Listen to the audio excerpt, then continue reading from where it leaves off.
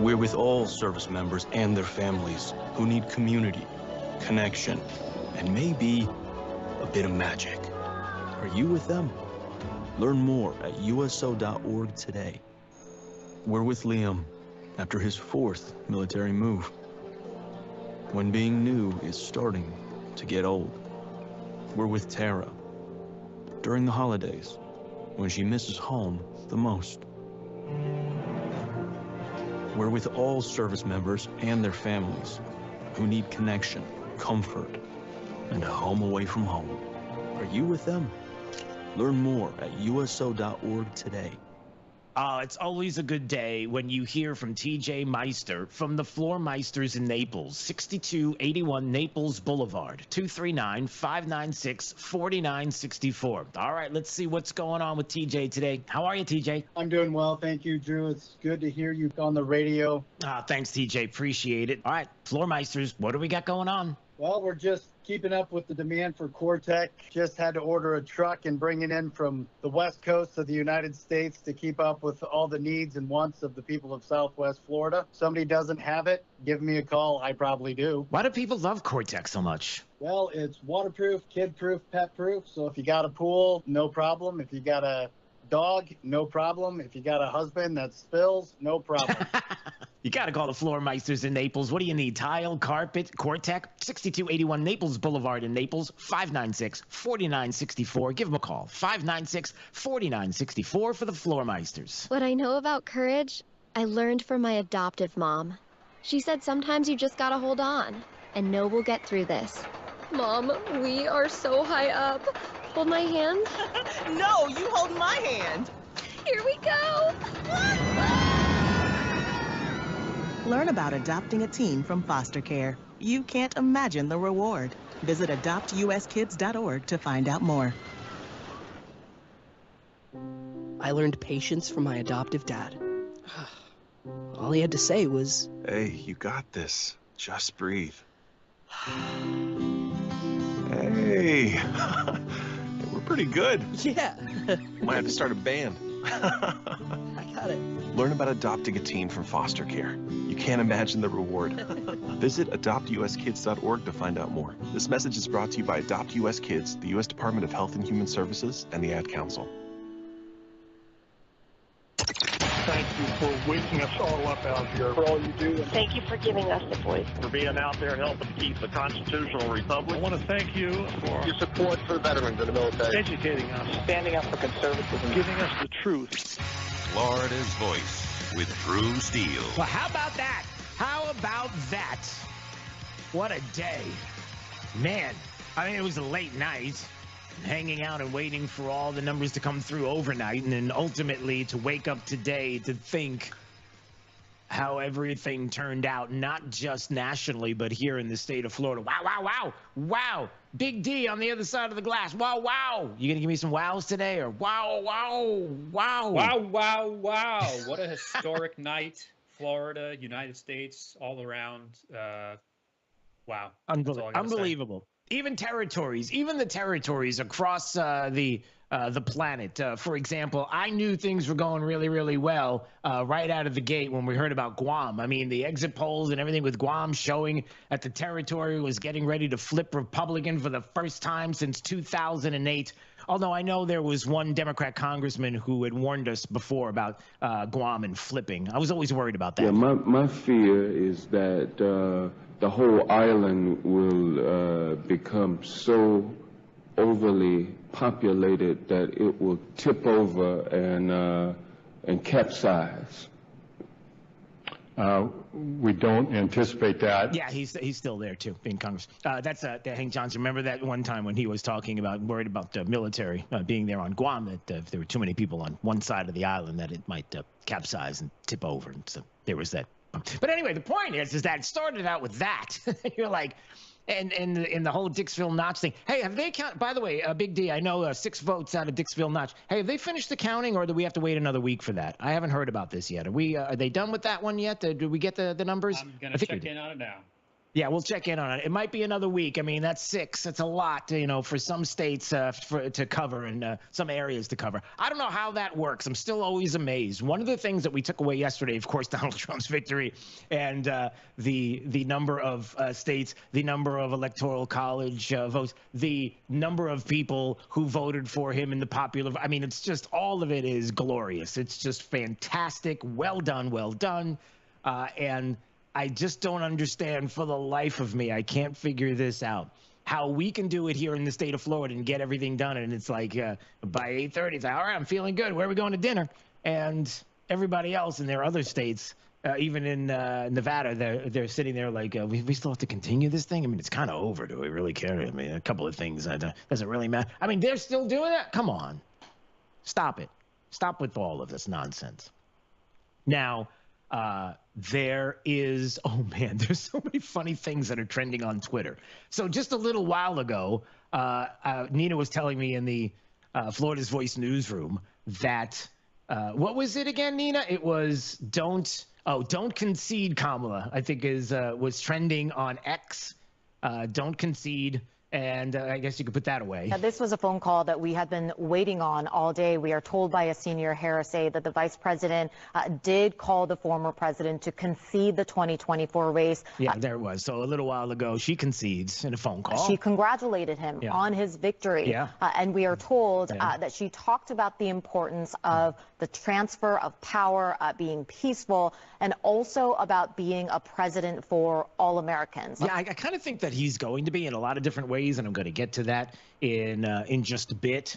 And I love that the importance of the transfer of power. And that didn't happen when hasn't that happened? We've had it. And as far as the peaceful stuff, it's been pretty quiet.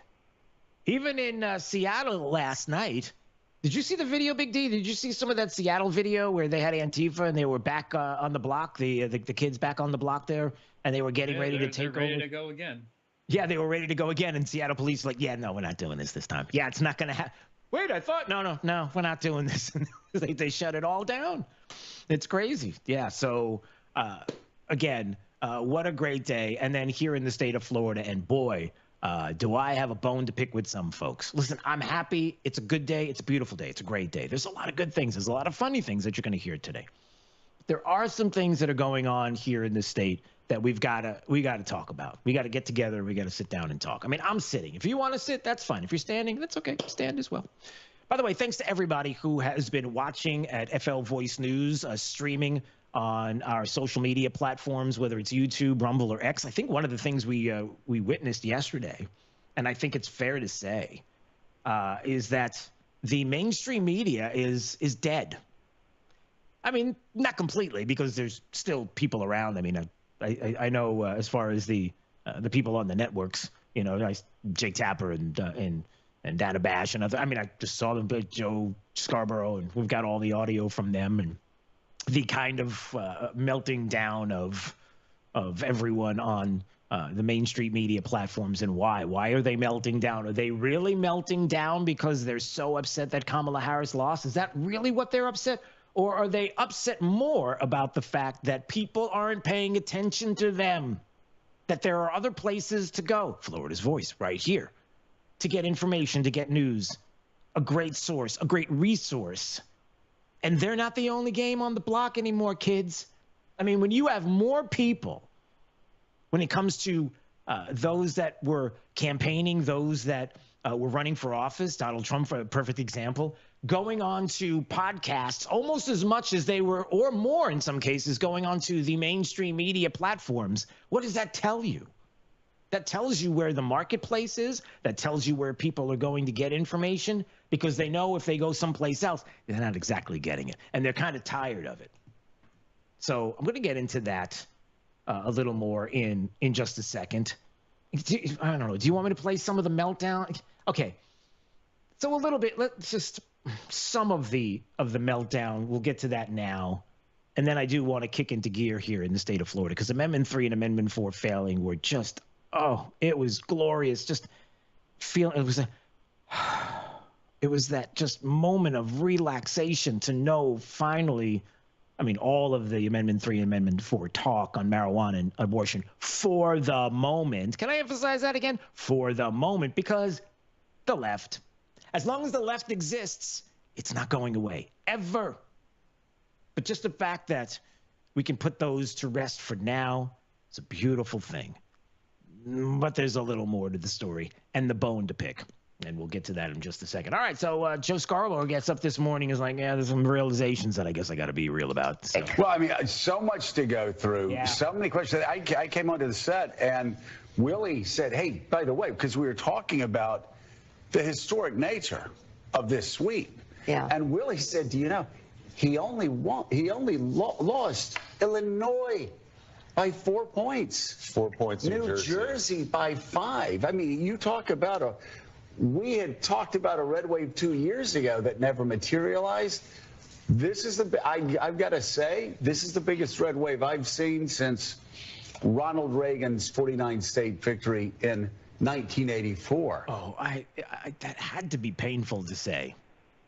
So it's either one of two things for Joe Scarborough and MSNBC when he says that. It was either really, really painful to say, or he's a fraud and he knew all of the things that he's been saying and espousing for the longest time, the fascism, the Nazi thing, all of that. He's a fraud and just putting it out there. And it's like, it didn't work. Oh, well, I wonder why. That goes back to what we talked about before. Nobody trusts you. Everybody's going to different resources. They're going to different places. They're coming to Florida's Voice right here. FL Voice News. Go to YouTube, go to Rumble, go to X, watch. Go to the great affiliates across the state to listen.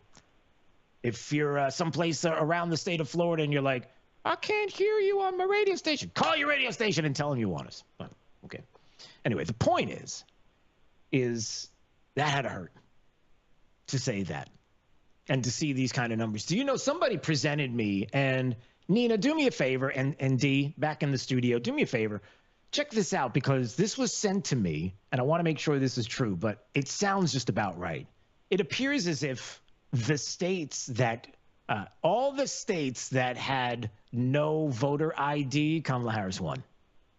I'm just putting that out there. So all the states where they didn't have voter ID, she ended up winning those states. Check that out and see if that's true, because that's what I heard. All right, some more of the media's meltdown over what took place yesterday. Donald Trump winning CNN. And Anderson, it is hard to think of a political comeback that is actually more significant than this one. I'm tempted to say Richard Nixon, but that really falls short of what Donald Trump has achieved. Tell us, Anderson. Yeah, I mean, winning not just the electoral votes, but the popular vote as well. Oh, he's got the sads. He's got the sads, everybody. I'll tell you what, not very happy. And then the ridiculous nature of, you weren't going to get everything like, yeah, here are the numbers, here's what happened, it's pretty extraordinary. You had to have some people that are trying to figure this out, like, how does this happen? Even in the state of Florida, like, how did this happen? How did some of these things, how is it possible that Amendment 3 and 4 failed? How is it possible? You've got NBC who's trying to figure out what's going on with Kamala Harris. Like, why don't people like her? I don't get it. Well, and that's what makes the timing, I think, of President Biden's decision to step down after the debate something that, if she does in fact lose, will be under a microscope, because, of course, there was so much discussion, even over the summer, about potentially having an open primary and having that fight play out within the Democratic Party. Ah, I see. All right. So that's what it was. It's actually that she just didn't have enough time. Is all it is. She just didn't have enough time to be able to talk about and really let the people know about the issues and what she cared about. That's all it was. And it's Joe Biden's fault because basically Joe Biden's... I got hairy legs. Don't know what that means. Really, it's not necessary. But we won't have that for long. And then you've got CNN David Axelrod on CNN, who's got it all figured out.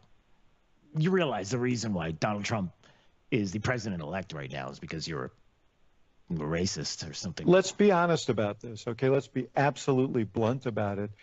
There were appeals to racism in this campaign, and there is racial bias in this country, and there is sexism in this country, and anybody who thinks that that did not in any way impact on the outcome of this race is wrong. No, I'm not. No, I'm not. That's not what impacted the race. And the sad thing is he knows it. And these are supposedly the experts, right? The pundits are the experts. They're the ones that know better than you. They are better than you. They probably smell better than you. You smell terrible. They smell awesome. Every part of their body is just, it's like a bouquet of flowers. Although I'm not really fond of smelling the flowers too much. It's, I don't know, it's just me. But anyway, the point is that they're trying to figure it out. They can't figure it out. How is this possible? How could this have happened? I don't get it. It doesn't make any sense. No, it makes plenty of sense for a lot of different reasons, and even here in the state of Florida and what took place. First of all, you can't keep telling a country that they're garbage, that they're racist, that they're homophobic, that they're misogynist. You can't, that they're Nazis, that they're some kind of fascist or something. I don't see no stinking Nazis in here. Neither do I, brother. You can't keep doing that, because that's not who we are. And people get tired of being beat down over and over again by a media that they don't have to go to, because there's other places that they can go to get the information. And by the way, when they go to these other places, like Florida's Voice, they're getting the truth and the facts. And that bothers them to no end. You know, and one of the things that's going on here in the state of Florida, and this has been my rub for the past 12 hours. I've felt this. I've talked to a bunch of people about this. Even last night, founder Brendan Leslie was on with me as we were doing the after show party and talking about the race and doing the numbers across the state. And, you know, after Amendment 3 and 4 failed, and you know, Brendan's super excited. We're all excited, absolutely. But, you know, the excitement is quickly halted because I know what's coming. I know what we're going to wake up to. And I knew it. And it's exactly what happened. There are people in the state, there are people in the media that are going to insist that Amendment 3 and Amendment 4, even though they didn't pass the 60% threshold, still the majority of the state of Florida wants it, and it's not going away. And you're just going to have to figure out how you're going to give us what we want, whether it's marijuana or abortion. You're going to have to figure it out. The legislature's going to have to figure it out. Otherwise, we might have to do this again. The majority of people in the state of Florida showed you, I mean, 55% about for marijuana, 58% about for the abortion amendment. Okay, that's more than 50. That is the majority. And what are you going to do about it? Now, here's my bone to pick, because obviously it's with the media here in the state. And it's with some others who might even agree with that. I'll give you an example on Amendment 3. You know, a couple of things that come to mind right away. The first thing that I thought about was, and if we're going to, look, this is an honest program.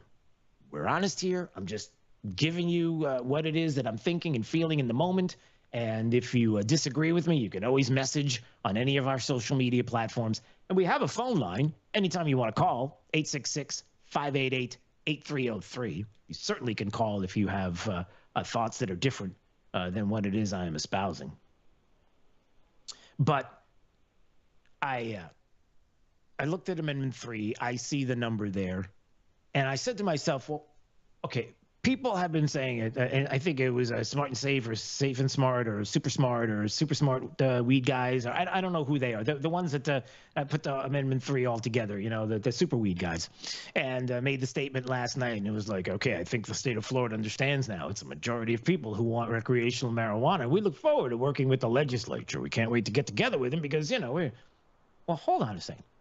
I just wonder, off the top of my head, and if you had to guess, you got 55% or thereabout in the state that said they voted yes on 3.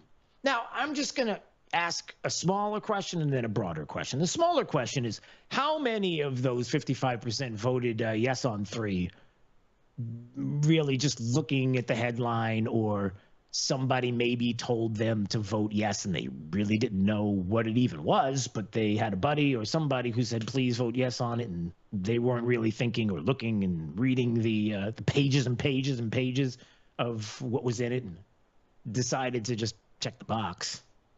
I mean, what's the percentage of them? And then on the bigger scale, if we're going to be honest, just going here. The other side of it is how many of for a percentage in a state that overwhelmingly, to numbers like we haven't seen before, voted for the top of the ticket, the presidential candidate, Donald Trump, who we are told through plenty of mailers, plenty of people, including Kim Rivers, who was with True Leave, who was on this program saying, you know, it's Donald Trump. Donald Trump is a yes on 3, you know. I wonder how many of the 55 voted yes on 3 because Donald Trump was going to vote yes on 3. And I'm serious about this. And I'm only asking the question as a broader question because let's say the people who maybe necessarily wouldn't have wanted to vote yes on 3, but did because they heard he was voting yes on 3 and decided to do it. Not in a cultish way, not in some way that you Florida Democrats are going to twist what I'm saying around, but in a way that they look at somebody that they trust and say, okay, well, if he says yes, I wonder how many, 5%, 6%, maybe 7%? I don't know. I think that's a good conservative number. I think Big D was talking. He thought maybe it might be closer to, didn't you say 10% possibly earlier when we were talking pre-show? I think you mentioned. I said just under 10%? Yeah, just under 10%. All right, so let's say it is. Let's say it's 9. I think 9 is just under 10. Last time I thought about it. It's been a while. I mean, grade school. Anyway, what about that? So if that's the case, then legitimately, really, could you make the case that maybe it wasn't really a majority? I mean, a firm understanding of, grasping of the issue, reading the amendment fully, understanding all of the parts and pieces to it, and maybe even on top of that, some who weren't even sure what it was, maybe just saw Amendment 3 and just checked the box because they thought it was the right thing to do and didn't even look at what it was about. Could it be 9, 8, 7? So I don't know if I would get too crazy when it comes to the mandate. I'm not buying it. You know, the other part of it, and this whole issue goes to the Amendment 4 issue as well.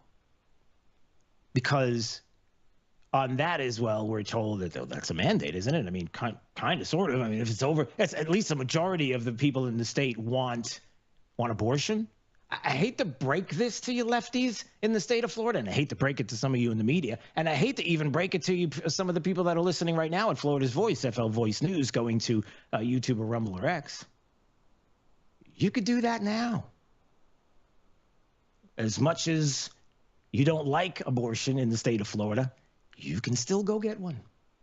And if you're a mom in trouble, if you're a woman in trouble, I should say, you could get one. Again, don't make it sound like it doesn't exist because it's not in the numbers in the place that you want it to be. The facts are the facts. And by the way, last time I checked, I think a lot of the people who voted, let's just say, yes on 4, also voted for their legislators who were the ones who I thought were so bad and evil because they were the ones that put in the policy that's in place right now that the governor signed off on. You see where I'm going here? There are questions about that. It's a little deeper and broader than just simple numbers.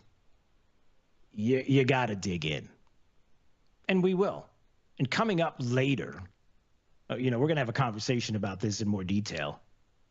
And proof positive coming up that the mainstream media, the place that is losing control over this country, that they thought that they were the arbiters of all information to your beautiful ears, that they're losing control, and proof of what I've talked about on this program before, which is it doesn't matter if it's Donald Trump or anybody else, because after Donald Trump, everybody, it's the next man or woman up.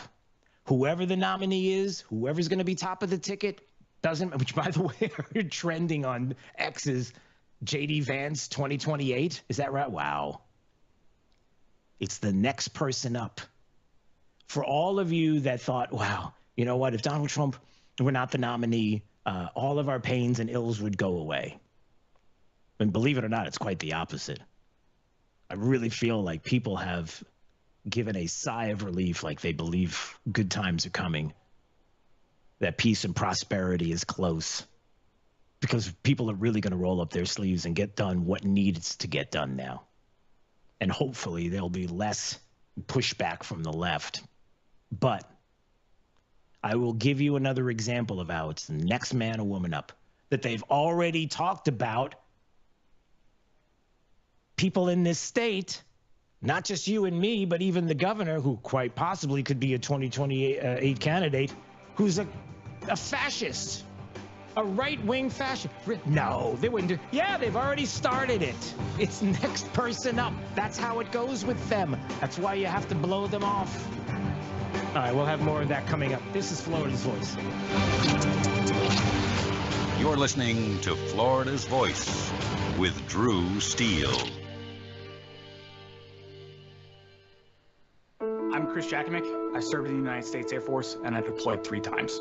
Being a veteran, it's interwoven into your DNA. It is really the absence of the connection and the purpose that can really drive a lot of veterans to some negative thoughts. For those who are in a suicidal crisis, the window of time to save somebody's life is very short. Our duty is to protect ourselves and protect our families. And one way you can do that is store your weapons safely. Store all your guns securely. Help stop suicide. Brought to you by End Family Fire and the Ad Council.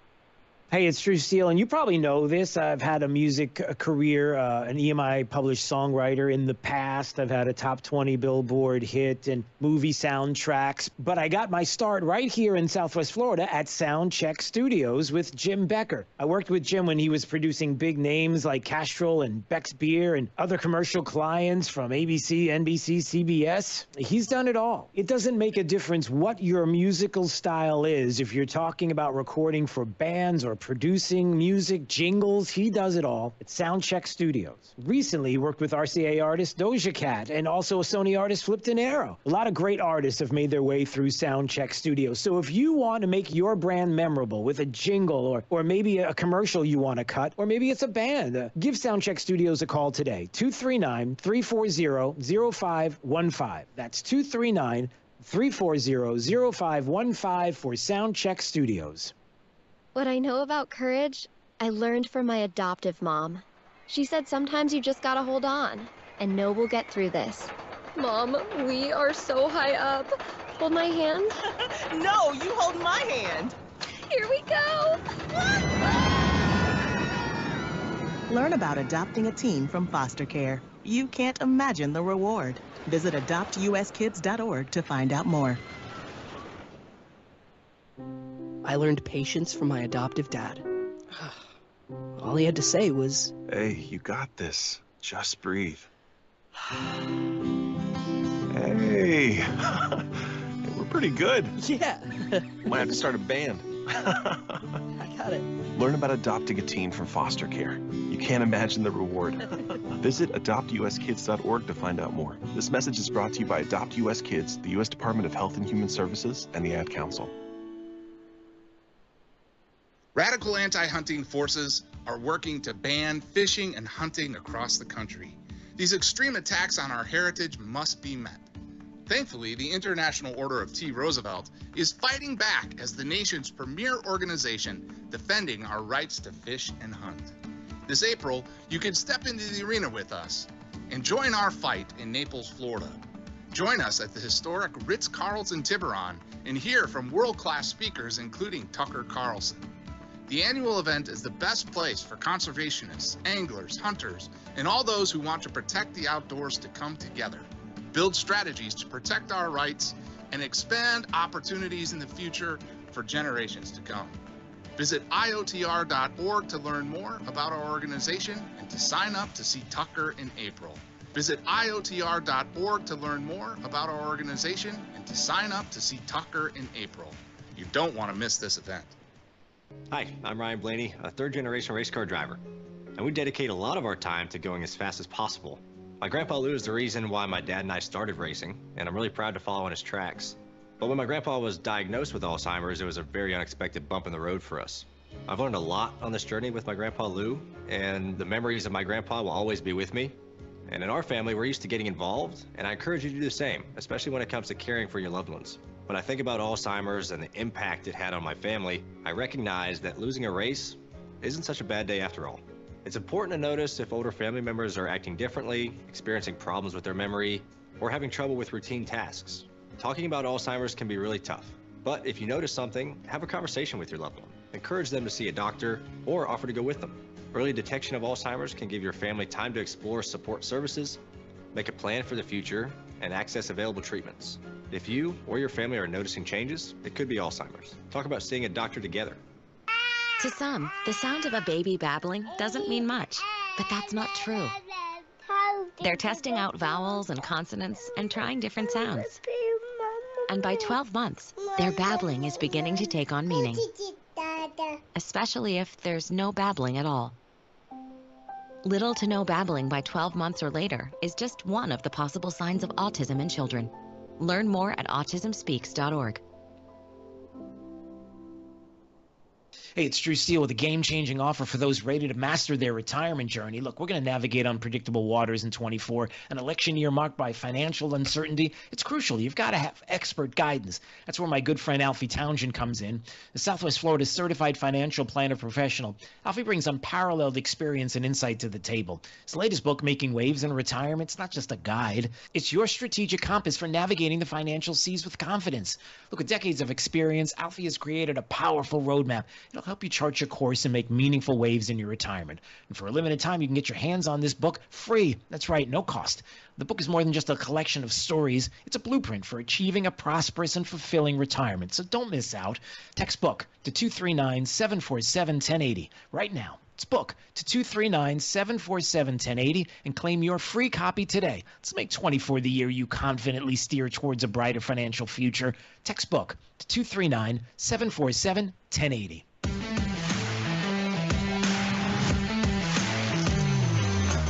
Now, back to Florida's Voice with Drew Steele.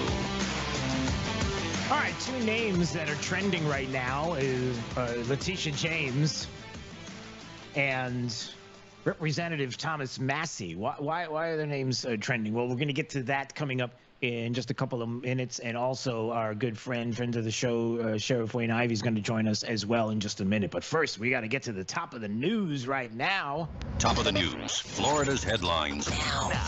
Yeah, we do it each and every day, and we check out what the headlines are right now at Florida's Voice, flvoicenews.com, and Eric has been doing double, triple, quadruple duty in the Florida's Voice newsroom with polling and the like. What's up, Eric? Hey there, Drew. Boy, is there a lot to unpack today. Yep. But here are just some of the stories we're following this afternoon. All right. Unless you have been living under a rock, you already know that America has a new president-elect, and his name is Donald J. Trump. Yeah. He sailed to victory with both the popular vote, according to the New York Times, and secured the Electoral College. Here in Florida, he steamrolled over Vice President Kamala Harris with a landslide victory. For those of you who stayed up into the wee hours of the morning, and yes, I was one of them, you heard him say this was the greatest political movement of all time. Yep. He promised to help the country heal and emphasize the need to unite. He talked about immigration, fixing the border, mass deportations, fixing the economy, but he never mentioned his opponent. Speaking of his opponent, we are still waiting to hear from her at this point. She has reportedly called Trump to congratulate him on his victory, promising a peaceful transfer of power.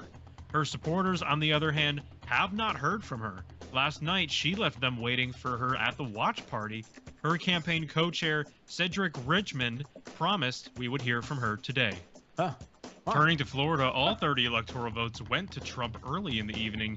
He defeated Harris by more than 13 points, one of the largest margins in the state's modern history.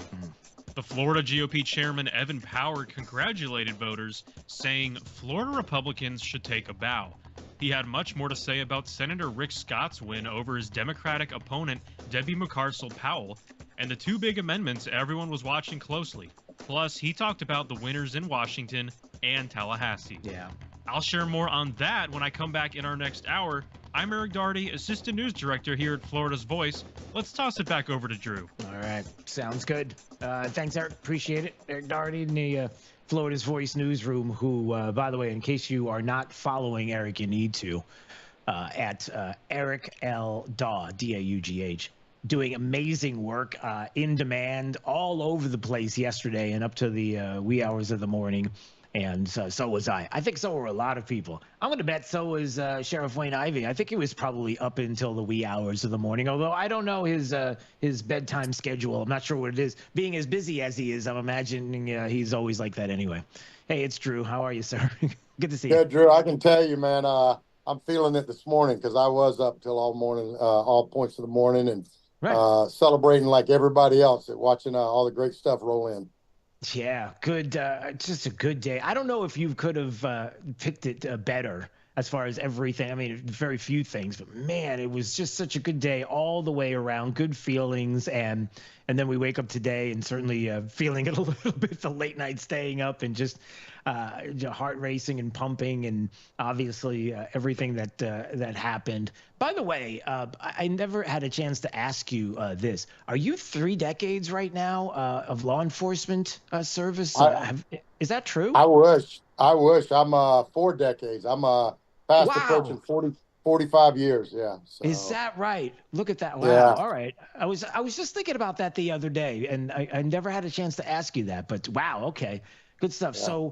So now a little bit about maybe what you witnessed yesterday, some of the things that happened in the state, and overall, like your personal feeling about everything.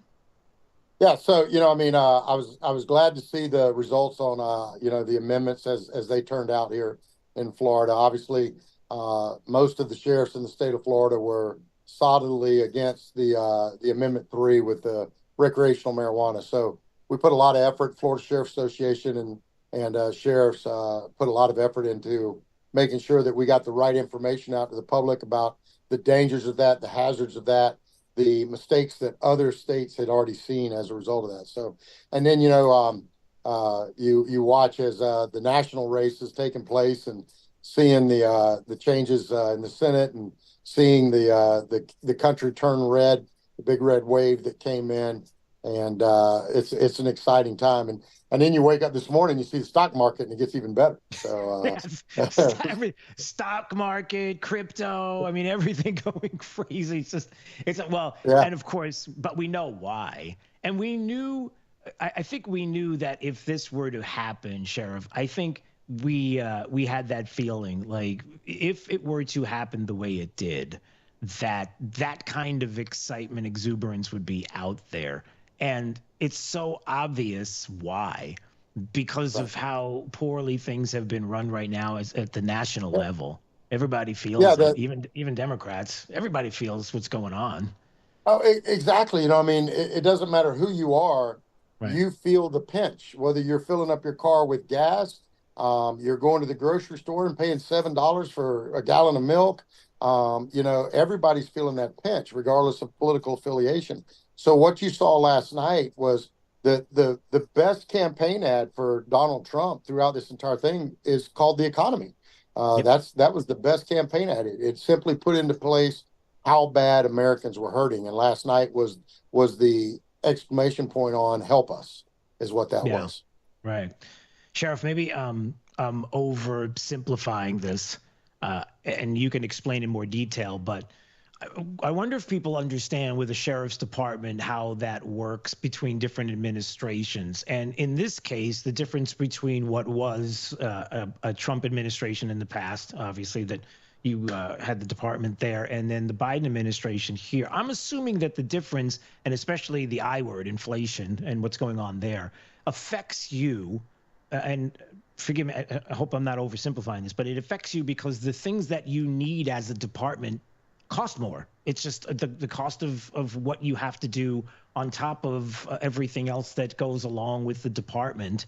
I mean, what is that like? So what was the difference?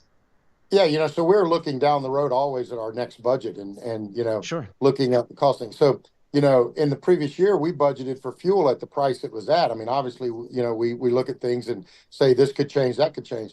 But then you go from paying, $2 or $1.75 a gallon to paying $4 a gallon or $3.75 a gallon. So those impacts, the cost of cars, the cost of ammunition, the cost of uniforms, Every bit of that, the cost of insurance, everything that skyrockets puts a negative impact on an agency. And so, but it goes deeper than that too, Drew, because it goes to the presence of a president that stands for law and order and supports not only his law enforcement officers, but his military. And so that helps us in recruiting. It helps us in retention. It helps us in people, wanting to be a part of something very positive instead of something that is being told from Washington is a bad industry to be in. So, having President Trump back in the White House is a great support to us. Yeah. Sheriff Wayne Ivey joining us on Florida's Voice, of course, sheriff there in Brevard County. And one other thing before we go, we don't have to really deal with this. We have a special situation here in the state of Florida. Maybe you can speak to this, because where people were concerned about maybe trouble at polling places, where we did witness some across the country, or possibly after the election, trouble that we might see. We don't mess around here. We're not playing any games in this state. And maybe you can speak to that directly. Yeah, I mean, I think the fact that we don't have those problems here in Florida speaks directly to it. Florida sheriffs don't play. We will lock your butt up for spitting on the sidewalk. And we don't apologize for it. We have a great reputation of not only being tough on crime, but tougher on criminals, and being professional in how we do things and our standards for our law enforcement officers. So, it really comes down to, Drew, crime will rise to the level a community will tolerate. And in Brevard County, and certainly in the state of Florida, we have zero tolerance for crime. We're not going to put up with it. You come here, you throw a brick, you're going to jail. Right. No doubt. All right, Sheriff. Always great to see you. And all the best. And we'll see you very soon. All right. God bless. We'll see you. All right. Sounds good, Drew. Take care. All right, see you. There he goes. That's Sheriff Wayne Ivey in Brevard County. And yeah, it's just not, setting the precedent. We just don't mess around. We just don't do it. A lot of things that we do here in the state, and we do well because we've set a precedent with the legislature and the governor, of course. That is the case. And yeah, and how I don't think a lot of people think about that. When you look at the budget and what departments have to go through and how they're affected by inflation in all the ways that he described. Yeah, it's always something to think about. So hopefully we won't have to worry about that too much longer. Although, look, it's going to be a tough go. It's not like you're going to be able to snap your finger and everything is going to change when it comes to inflation and when it comes to some other things that are going on, because mostly Democrats, because they'll always maybe put in a trick or two to make it a little more difficult, because they would hate for you to win. Yeah, that would be awful if the whole country were to win, and you would feel the benefits as well from the good things that happen. It's kind of like what happened 4 years ago that you were always for some reason complaining about, because fascism or Nazis or something crazy like that, which is really weird. The weird flex, as the kids like to say. But we'll see. A lot of work to do. All right, let's see what else we got going on here in Florida's Voice. By the way, we appreciate you watching FL Voice News on YouTube, Rumble, and X, and of course the great affiliates across the state for carrying the show. We thank you so much for that. All right, some of the headlines that are out there, some of the things I mentioned. I saw this a little while ago. Representative Thomas Massie, according to some sources, being set to be tapped for the Secretary of Agriculture by Trump. That's a possibility. He's thinking about it. All right, so Thomas Massie, why is that such a big deal? Because Thomas Massie is one of those sort of libertarian-minded politicians who has been pushing for and trying to keep an eye on what has been happening with food and food freedom, getting the government certainly off the backs of farmers, but also what has been going on with our food supply. And again, even earlier today, was it today or was it yesterday? It might have been yesterday. No, it was today. Sorry. Because I'm looking at it was in West Palm, and it's RFK Jr. Because he was there last night with the Trump party, and so they were asking him about a couple of things there on MSNBC. He's doing an interview. They're talking about nutrition in the FDA, and for some very odd reason, the left in this country is just beside themselves, thinking that we might want to have some accountability when it comes to food safety and our kids, and they bristle at that. I don't know why. He was talking about that a little while ago, and the concerns about what's in our food supply. You say clearing out the corruption in your terms. Would that mean clearing out the top level federal service workers that are currently at the FDA and the CDC? In some categories, I would say. What does that look like? Yeah. In some categories of workers, there are entire departments, like the nutrition departments at FDA, that have to go. That are not doing their job. They're not protecting our kids. Why do we have Fruit Loops in this country that have 18 or 19 ingredients, and you go to Canada and it's got 2 or 3? You ever asked that question? I mean, is he wrong? Why is it that I have to have 18 or 19 ingredients in my Fruit Loops and I go to Canada, I got 2 or 3, and it's like, that's it? Why is it different here? Why is it different here? And then, we're getting ready to go to break, but I just want to make this point because it's important. This is a 30,000-foot point that I want you to tuck away. Put it in your quiver, if you will. This suggestion that, we can't cut from the FDA. We can't get rid of the Department of Education. How could we possibly do that? We won't be able to function. Really? Since when? The suggestion that if there were cuts in departments, or if there were departments that would disappear altogether, that there's no other way on the planet than to do it the way we're doing it now. And clearly the way we're doing it now with certain things, the FDA in some regards and the Department of Education, is just not working. Some kids might say it ain't working. I would say it ain't working. I like ain't. That's just me, though. So if we do anything else, oh no, it would be horrible. It would be tragic. We would have kids. Are you sure about that? Really? And the answer, of course, is no, that's not the case. And maybe it is time for some change. Maybe that's what's coming. Maybe that's what scares you. Doesn't scare me. You're listening to Florida's Voice with Drew Steele.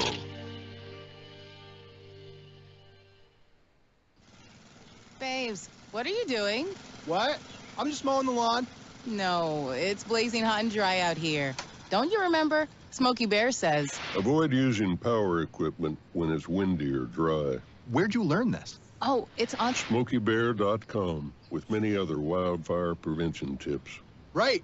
Thanks, Honey Bear. Because remember, only you can prevent wildfires. Brought to you by the USDA Forest Service, your state forester, and the Ad Council.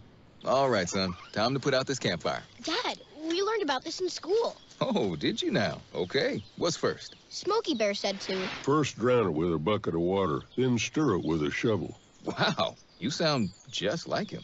Then he said. If it's still warm, then do it again. Where can I learn all this? It's all on SmokeyBear.com with other wildfire prevention tips, because only you can prevent wildfires. Brought to you by the USDA Forest Service, your state forester, and the Ad Council. Are you prepared for an emergency or disaster? Because it's not a matter of if, but when. Don't find yourself saying, I'll trust water bottles and a flashlight to save the day, but I'll be proved wrong. With a tornado approaching, I'll realize that I lack a wheelchair-accessible shelter. When the floodwaters rise, I'll be up in the attic with 20 cans of beans. It's a recipe for disaster. Let's prepare so we all have a better story to tell. Get started at ready.gov/older adults. Brought to you by FEMA and the Ad Council. Are you prepared for an emergency or disaster? Because it's not a matter of if, but when. Don't find yourself saying, when the storm rolls in, my time to find a pet-friendly evacuation center will have run out. The scorching heat wave will leave me powerless to cool my insulin. I'll face a hurricane without meds. Now that's a tough pill to swallow. Let's prepare so we all have a better story to tell. Get started at ready.gov/older adults. Brought to you by FEMA and the Ad Council. Hi, I'm Ryan Blaney, a third-generation race car driver. And we dedicate a lot of our time to going as fast as possible. My grandpa Lou is the reason why my dad and I started racing, and I'm really proud to follow in his tracks. But when my grandpa was diagnosed with Alzheimer's, it was a very unexpected bump in the road for us. I've learned a lot on this journey with my grandpa Lou, and the memories of my grandpa will always be with me. And in our family, we're used to getting involved, and I encourage you to do the same, especially when it comes to caring for your loved ones. When I think about Alzheimer's and the impact it had on my family, I recognize that losing a race isn't such a bad day after all. It's important to notice if older family members are acting differently, experiencing problems with their memory, or having trouble with routine tasks. Talking about Alzheimer's can be really tough, but if you notice something, have a conversation with your loved one. Encourage them to see a doctor or offer to go with them. Early detection of Alzheimer's can give your family time to explore support services, make a plan for the future, and access available treatments. If you or your family are noticing changes, it could be Alzheimer's. Talk about seeing a doctor together. We're with Bridget, whose husband won't be home for months, and whose daughter is due any day. We're with Mike, who's leaving home to protect his family and yours. We're with all service members and their families who need community, connection, and maybe a bit of magic. Are you with them? Learn more at uso.org today. We're with Liam after his 4th military move, when being new is starting to get old. We're with Tara during the holidays, when she misses home the most. We're with all service members and their families who need connection, comfort, and a home away from home. Are you with them? Learn more at uso.org today. Now, back to Florida's Voice with Drew Steele. So I would take the asparagus and then I would cast it on a flat surface, and it makes patterns, and I'm able to interpret the patterns and make predictions from the patterns that I see. You see why people hate asparagus? This is why people don't like us. This is why kids don't like asparagus. It starts young. People don't like asparagus. Well, maybe you like asparagus. Well, this British woman loves asparagus. She uses asparagus to tell the future and claims that the U.S. president was going to be Kamala Harris. See why people don't like asparagus? Because there's somebody in Britain who's like, I can use this to make a prediction as to whether or not there's going to be a female president, and there is going to be one because of this splatter on my plate. And they see, that's, don't do it. Whatever you do, don't do that. It's a valuable lesson. Kids, don't do drugs. And thank you for saying no to Amendment 3 and Amendment 4. And don't eat asparagus. Actually, eat asparagus. Asparagus is good. Just hold your nose and then get something else in your mouth quickly after the asparagus holding the nose thing, because the taste still lingers. It's a weird thing, and it leaves some after effects.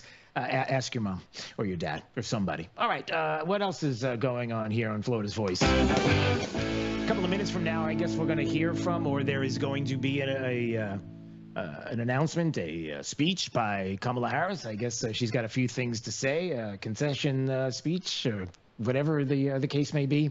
So we'll find out about that. And somebody else who was making some comments today, just a little while ago. We did not expect this result, but we are prepared to respond to this result. Oh, she sounds angry. By the way, that's Letitia James. She's the New York Attorney General, and she says... And my office has been preparing for several months because we've been here before. We faced this challenge before. Yeah. And we use the rule of law to fight back. And we are prepared to fight back once again. Oh boy. Well, why does she sound so angry? So Letitia James, whose whole MO and the whole reason for being in office was to go after Trump and then gets elected and does such a thing, congratulated Trump on the victory, said, she says, if possible, we'll work with the administration, but there's no compromise of values and principles. And oh, by the way, we're prepared to fight once again. Okay. And just a reminder, November 26th, right, is the sentencing date for the Stormy Daniels hush money, okay, right. So that is still lingering out there. Wonder how that's going to go. She doesn't sound very happy. She sounds really angry. Maybe she needs to eat some asparagus. I don't really know. That might help. Maybe she's just she doesn't have enough asparagus. Some people don't. Also, some other things that were going on as far as the law and people in the different bureaucracies told that the Jack Smith cases against Trump were all going to be dropped. How about that? That's interesting. Oh, no, never mind. We're moving on from that. So that's an interesting situation that popped up today as well. All right. Listen, we're going to need to take a break. And when we come back, in just a little bit, we'll have some more audio on the way. Some things that I definitely wanted to get into. Not just about the Amendment 3 and 4 and national issues. I know that we've got the Agriculture Commissioner, Wilton Simpson, who's going to join us. Looking forward to a great conversation with him. Would love to get his idea on everything that happened nationally, so we'll be talking about that. But I just want to remind you, Joy Reid on MSNBC, and I'll play the audio so you know I'm honest with you, the truth teller, basically called Governor DeSantis and the state of Florida fascists, extreme right wing, for what we did with Amendment 4. It's almost like they're setting the table, right? You're listening to Florida's Voice with Drew Steele. It's 4 a.m., Monday, and you're literally sucking baby snot through a tube because she's congested. Man, that's love. And if you love her that much, love her enough to make sure she's buckled in the right car seat. To make sure your child's in the right seat for their age and size, visit nhtsa.gov/the right seat. Show them you love them. Keep them safe. Visit nhtsa.gov/the right seat. Brought to you by the National Highway Traffic Safety Administration and the Ad Council. You let him try violin because you love him. And if you love him that much, love him enough to make sure he's buckled up and in the back seat. Find out more at nhtsa.gov/the right seat. Brought to you by the National Highway Traffic Safety Administration and the Ad Council. I don't think that many kids in my son's school even do it. No way. No way. No way. No way. My kid would never vape. Get your head out of the cloud. Talk to your kid about vaping. Visit talkaboutvaping.org. Hey, listen, anytime you want to call, 866-588-8303. When we come back in just a little bit, we'll have the Agriculture Commissioner, Wilton Simpson, on with us. Also, we'll be talking to you about what you think about everything that's going on here in the state. Amendment 3 and Amendment 4 down. Oh, they're so good. So good. You're listening to Florida's Voice with Drew Steele. Florida's Voice with Drew Steele. Congratulations on your show. Congratulations on your new show. Big deal, huh? That's why shows like yours are so important. We have an independent county elected sheriff that's the head of law enforcement in Jacksonville/Duval County. And I know how to work toward making this city safe. We can't be shy about speaking on things such as faith and politics. We have to remember, in a free society, the public square belongs to all of us. I'm not interested in North Florida looking like Orlando or Miami. I love where we live, but I think that good jobs means that people that live in this district can stay in this district. Fishing and hunting is funding a large part of your conservation projects in Florida, and we want to make sure that those are forever preserved. And the problem with this industry at this point is that they actually target our youth. You can see it in their marketing strategies, where it's bright colors, fun names. And that's going to be endlessly litigated. Florida's Voice with Drew Steele. Hey, it's Drew Steele with an offer that can help steer your retirement in the right direction. Look, we're going to navigate the turbulent waters of 24 with this financial uncertainties and shifting tides. Having expert guidance is more crucial than ever, and that's where my good friend Alfie Townsend comes in. As Southwest Florida's certified financial planner professional, Alfie brings expert knowledge and insight. His latest book, Making Waves in Retirement, isn't just a guide. It's your navigational compass for mastering the financial seas. With decades of experience, Alfie has crafted a powerful roadmap to help you chart your course and make impactful waves in your retirement. Look, for a limited time, you can claim your free copy of this valuable guide. That's right, no cost. This book is more than just pages. It's your blueprint for a prosperous and fulfilling retirement.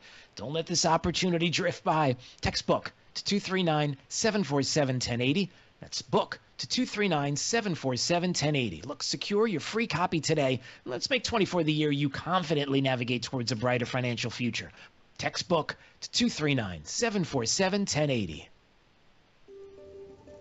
I've been dipping snuff for well over 30 years. You know, I could wake up in the morning and have a weird lump in my gums. Guess it's like playing Russian roulette, really. I would love grandchildren. And if by quitting it extends my life some, I would gladly lay it down. Visit tobaccofreeflorida.com to find free resources to help you quit your way. Today, push harder, push forward, push vigorously. There are things that I am hiding from people that I'm trying to inspire. You can do whatever you set your mind to.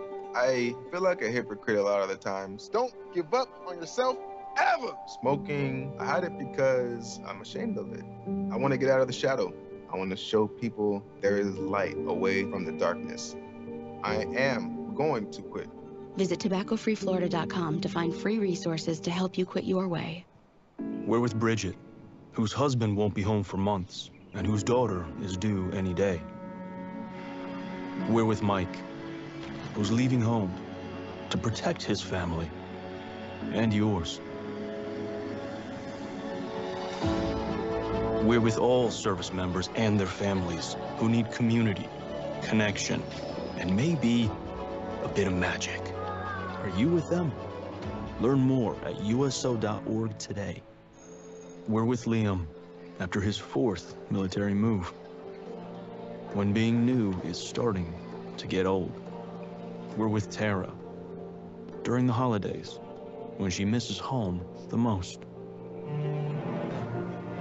We're with all service members and their families who need connection, comfort, and a home away from home. Are you with them? Learn more at uso.org today. It's always a good day when you hear from TJ Meister from the Floor Meisters in Naples, 6281 Naples Boulevard, 239-596-4964. All right, let's see what's going on with TJ today. How are you, TJ? I'm doing well, thank you, Drew. It's good to hear you on the radio. Thanks, TJ. Appreciate it. All right, Floor Meisters, what do we got going on? Well, we're just keeping up with the demand for Core-Tec. Just had to order a truck and bring it in from the west coast of the United States to keep up with all the needs and wants of the people of Southwest Florida. Somebody doesn't have it, give me a call. I probably do. Why do people love Core-Tec so much? Well, it's waterproof, kid-proof, pet-proof. So if you got a pool, no problem. If you got a dog, no problem. If you got a husband that spills, no problem. You got to call the Floor Meisters in Naples. What do you need? Tile, carpet, Core-Tec, 6281 Naples Boulevard in Naples, 596-4964. Give them a call, 596-4964 for the Floor Meisters. What I know about courage, I learned from my adoptive mom. She said sometimes you just gotta hold on and know we'll get through this. Mom, we are so high up. Hold my hand. No, you hold my hand. Here we go. Learn about adopting a teen from foster care. You can't imagine the reward. Visit adoptuskids.org to find out more. I learned patience from my adoptive dad. All he had to say was, "Hey, you got this. Just breathe." Hey, we're pretty good. Yeah. Might have to start a band. I got it. Learn about adopting a teen from foster care. You can't imagine the reward. Visit adoptuskids.org to find out more. This message is brought to you by Adopt US Kids, the U.S. Department of Health and Human Services, and the Ad Council. Thank you for waking us all up out here, for all you do. Thank you for giving us a voice. For being out there helping keep the constitutional republic. I want to thank you for your support for veterans in the military. Educating us. Standing up for conservatism. Giving us the truth. Florida's Voice with Drew Steele. Well, hey, everybody. So glad you're joining us today. Anytime you want to call, 866-588-8303. We are live 3 to 6 p.m. each and every day, streaming live. FL Voice News on Rumble, X, YouTube. You can watch us anytime you would like. Thanks to the affiliates all across the state for joining us as well and putting our program on their great stations. Thank you so much. Coming up in just a little bit, the Agriculture Commissioner of the great state of Florida is Wilton Simpson. He's going to join us in just a second. I just want to double check on something with Big D. Big D's back at the studio. He's been keeping an eye on everything on this glorious Wednesday. Everybody is so happy with the Trump victory and the down with Amendment 3 and 4 and all these great things that are happening. We feel like we can breathe a sigh of release, that the future looks bright, looks good. Except for some people who I guess are moving out of the country. Didn't we figure that out? There's a bunch of people that are going to be moving out. They're leaving the country, right? Didn't we?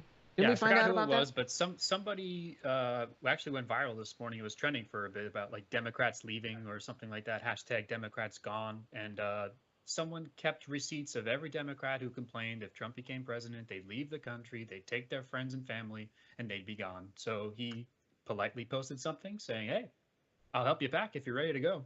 Yeah, it's exactly. It's like, do you really want to leave the country? I know a good real estate agent that can help. Do you plan on leaving the country because he who can't be named won the election? Well, I can help. I'm Lee V. DeCountry, and I want to sell your home. I know you've said it before, but this time you really mean it. Let's sell that house. And at this point, who cares about top dollar? You just need to get out and fast. Visit my website, www.cryalittle.harder.youkrazylefty.net. Cry a little harder, you crazy lefty.net. Is that a thing? I had no idea. That's not very. Yeah, I don't know who they are. Of course, we get all of that, right? You have the celebrities and certain people that are like, I'm leaving the country. Oh, come on, you're not going anywhere. Maybe what you do is you just sit back and enjoy what's on the way in this victory. Look, the sting will be gone soon of the loss, and then all of a sudden things will get better, and you'll be like, hey, look at this. I get to float with the rest of the boats. Something like that. All right, the Agriculture Commissioner of the great state of Florida is Wilton Simpson. He's joining us right now. I hope he's feeling good. I'm feeling good. We're all feeling good. I mean, even though it was a late night, I'm assuming it was a late night for him as well, because I don't know. I couldn't sleep. Could you sleep through the whole night? It was something else, right? It was something else. I fell asleep, I believe, around 3:30. Me too. And then, of course, as a farmer, my phone starts ringing between 5 and 5:30. I think this morning it was about 5:30. So I got my 2.5 hours of sleep, and normally I get at least 4, but 2.5 last night, I believe. And but it was such a great night and such adrenaline that what a great night for this country. Yeah, unbelievable. It went so well in so many different ways. We can certainly talk about the state in just a second, but nationally, there's a hunger not only for change and change that we know exists because we lived through it 4 years ago and people feel that, right? But also the fact that President Trump, President-elect Trump now, so I love saying that, is ready to go, and he's going to have the right people in place. And talk about some of that, even for you, as a farmer, and some of what a good economy and low inflation enables you to do, like in your business and the things that you do all the time, and the people around you, your constituents, all kinds of people and how they benefit. Absolutely. Well, I'll give you a perfect example. So if you're in agriculture, and as I have been all my life, and prior to this rampant inflation of the last 3.5 years, you could borrow money, long-term money, to build your projects out, very capital-intensive projects, like if you were in the egg business like I was, for around 4%, maybe 4.5%. Today, that same exact money is 7.5% to 8.5%. Wow! And think about borrowing $10 million to put in. That's a very small egg farm or chicken farm, and think about the difference in just the interest only that you would be paying on that note. And so and so the bottom line is the rampant inflation, not only it hurts our small farmers in particularly hard because you got to pay such a much higher interest cost, and your margins are so low that you can't afford to borrow a lot of money to do that. Number two, one more example. Yeah. Bell peppers, if you go back to 2020, cost I believe they told me around $2,500 an acre to plant. So if you're a small farmer with 500 acres, you can do that math. In 2023, with Biden inflation, Harris inflation, it was up to almost $8,000 an acre. Wow. So where I could take a risk on my 500 acres at $2,500 an acre, as a small farmer, I could not afford to take the risk on, at $8,000 an acre. And so what happens is inflation destroys your small farmers. Inflation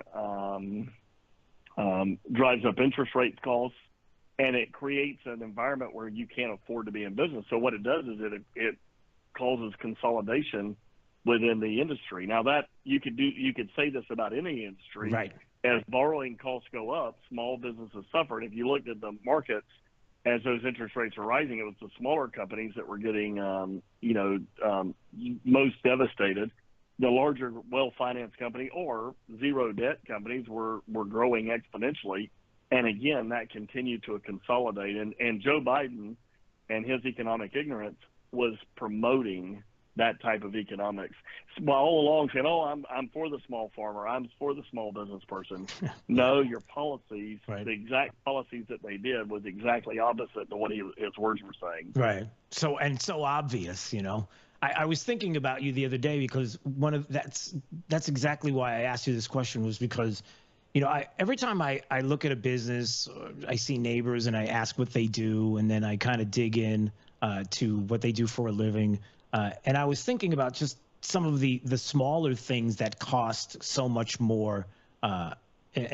Sometimes you take a 30,000-foot view and you look at loans and you look at different things like that and you see how a business operates. Then sometimes you get deeper and you look at something simple, like, for example, I'm not a farmer. I don't know what this is called. You see the farms and you'll see like the plastic that's over the ground, and you'll see the wood stakes that hold it down, or I don't know what that's called, how that all works. But even something as simple as that, the wood stakes, let's just say, or the plastic sheet that goes over a farm, or just all of those things cost more, and in most cases cost double. I don't know how farmers do it. Well, and that's the example I was giving you on bell peppers. Yeah. Strawberries, for instance. Okay. What you said, the plastic sheeting, the staking, tomatoes. Yeah, what is that? Is that all of those costs are? So that plastic has a plastic sheeting that goes down to protect the strawberries and the plants. Not only from weeds and things of that nature, but it creates that bed and forms that to where the equipment can run through that system. And you're right, the cost of those things doubled because petroleum, gasoline, and fuel input doubled. Right. Labor doubled to be able, not quite doubled on labor, but 70% rise. And so when you're thinking fuel doubles, your input costs nearly doubles on labor. Then so now you're in a situation where if you're going to plant again, 500 acres of strawberries, and your cost is $3,000 an acre just for the prep cost, now it's $6,000 or $7,000 an acre. Right. And so all of those, and then you're only going to get paid based on the free market, based on the market rate. So if other countries' strawberries come in early into this country, our strawberry growers, all that cost out there, and then they do not recover their money, and they've got a short window, right? They've only got about a 3 or 4 month time frame to harvest their crop and get it to market and get it sold. And if they don't meet that window, they basically they're at a loss, right? Or if the market's really low, they're at a loss. Right. And so that is the challenges of farming. And so a lot of people think, oh, man, I wish these farmers would not sell their property to these developers, right? Houses are building. People are upset about the construction. In a lot of cases, when you're looking at input costs doubling and tripling in some cases, borrowing costs doubling and tripling in other cases, all those costs, you can very quickly go out of business in the farm. A lot of people, I've lived all my life in farming, and they would say, well, how do you make a small fortune in farming, right? Well, the way you make a small fortune is start with a large fortune. And, and so, and over time, Mother Nature, the hurricanes, the frost, freezes, greening, and citrus have wiped out billions and billions of dollars of agriculture in the state. And farmers are very resilient. We do come back, and we're working hard with our citrus industry, strawberry industry. During this last Hurricane Milton, we had to get them a generator very timely for their coolers where their plants were, or they would have lost all of those plants, the replants that they did for this strawberry season. Right. It would have cost, it's a $1 billion industry. It would have cost hundreds of millions of dollars for our strawberry growers had we not have been able to get that generator there. Right. One of our citrus producers, we had to get the power turned back onto them because they had juice stored, and if you didn't get that juice back on, there had been millions of dollars of losses. Mm-hmm. So the fact that we're in these positions and we work very closely with our farmers has obviously been helpful, but that is the risk that your farmers are up against every day. Right. And that's certainly where, lower inflation, good economic prosperity is going to help overall for everybody, and including farmers, and how this is how it works. Some of the things you forget about, you take for granted. Amen. I don't think labor costs is ever going to go back down. Obviously, that normally will not come down, but plastic costs, fuel costs, oil, the other input costs could not only come down. And yes, when you do not have inflation in the economy, long-term interest rates will drop, so the borrowing costs will be less. Yeah. And so those costs can come down for our food. And then, people go to the grocery store today and they say, oh, it's only 20% higher. Well, that's crazy, because if you go back to 2020 and look forward, a lot of the cost for your food is nearly double what it was just 5 years ago. Oh, yeah. And so, no, the Trump policies, the free trade, the holding other countries liable for bad trade practices, and being able to use the techniques that President Trump will bring to bear, as he did in his first term, will not only bring fuel costs down, which then will bring other input costs down. Because remember, as a farmer, everything we do, you haul materials to your farm, which requires fuel and vehicles, and then you package, and then you have to haul it back to the market. Right. That also costs fuel. So if fuel costs come down, that's a major input cost for us. Right. If it's oil that comes down, all of those other input costs will come down with it. And so, no, we're looking forward to having a free market, President Trump, and bring back his economic policies to this country it's going to be low inflation.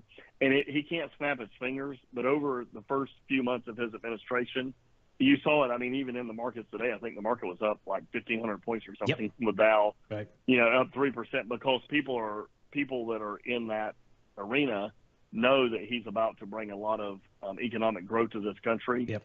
And bring a lot of vigor to our supply chains and bring inflation down. Yeah, no doubt. All right, before we go, there were some amendments that we said no to as a state, Amendment 3 and 4. So good. So glad to hear that. But then there are some that got a big old yes, and some good things happening, like Amendment 2. How about that? See, people understand. They know what was going on. And I'll tell you, it feels so good. It feels so good.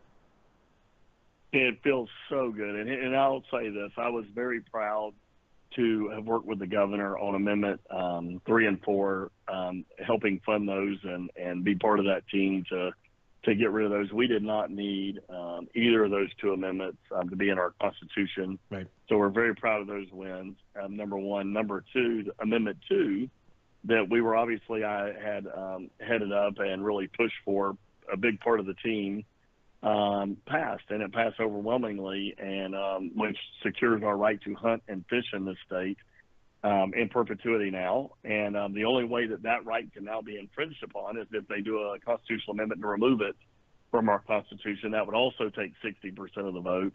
So we believe that now, my grandkids' grandkids will be able to hunt and fish in this state as we can today. It's about being able to manage our forests, it's about managing our wildlife. It's about a way of quality of life in this state.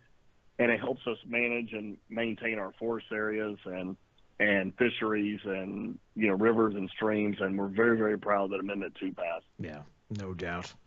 All right, sir. Always great to speak with you. All the best. Looking forward to our next visit. Okay, we'll talk soon. All the best. God bless. Thanks, Drew. All right, we'll see you. There he goes. That is the Agriculture Commissioner here in the state of Florida, Wilton Simpson, joining us on Florida's Voice, FLVoiceNews.com, the website. Anytime you want to check out some of the stories that we are talking about, you most certainly can join us there to watch as well. You can click on my mug, and it goes to YouTube or Rumble, X, wherever you're watching us. All right, 866-588-8303. A couple of things I wanted to check on. We're keeping an eye on Kamala Harris, and when she starts talking about Donald Trump being the next president of the United States. I'm sorry, I get a little excited. Forgive me for that. But that's going to be coming up in just a bit. And then we do have to have an honest conversation about something else. Come on now. Joe Biden got 81 million votes. In 2004, John Kerry got 59 million. Barack Obama had 69 million. In 2012, he got 66. In 2016, Hillary Clinton, as the Democrat candidate, got 66 million. This year, Kamala Harris got just a little under 67 million. Joe Biden got 81 million. Yeah? You sure about that? We don't want to revisit that. That's terrible. Don't do that. All right, 866-588-8303. Let's see. Michelle is in Daytona. She's calling us right now on Florida's Voice. Hey, Michelle, it's Drew. How are you today? I'm doing great, Drew. How are you doing today? Well. What's on your mind today? Well, I'm excited about Trump winning, and I'm hoping for good things to happen. The last 4 years have really been a rough ride. Sure. But I'm only one out of thousands that are hurt by the COVID-19 vaccine, and I'm hoping Trump will do something to acknowledge the vaccine injured and the ones who have died from the vaccine. I served on Governor DeSantis' roundtable along with Surgeon General Latipo, and back in December of 2020, and they were on our side. They were going to have investigations, grand juries, and everything else to try to help us. Yeah. And 2 years later, we're still sitting here suffering from chronic illness, disabilities, and death. And every one of us has used up all of our savings just to get anywhere, because I myself I'm vaccine injured. You know, I have the CIDP, that's chronic inflammation, demyelation, polyneuropathy, microclotting, MCAS, sure, tremors, colitis, and more. And we deserve to have the proper treatment. And I've had conversations with Latipo, and although he's a wonderful person, but they still ignore us like the government. And I've been trying to get a hold of DeSantis and everyone else. Well, I'll tell you. Well, let me say this, Michelle, because I'm just looking at the time, and I want to make sure, because we have a couple of minutes, and then we're up against a hard break, and I want to be fair, and I don't want to cut you off. But I'll say a couple of things about that. Number one, I think one of the important things is to remember about everything that's led up to this point. Number one, you've got RFK Jr., who knows very well what you describe. He's been talking about it. He's brought it up many, many times.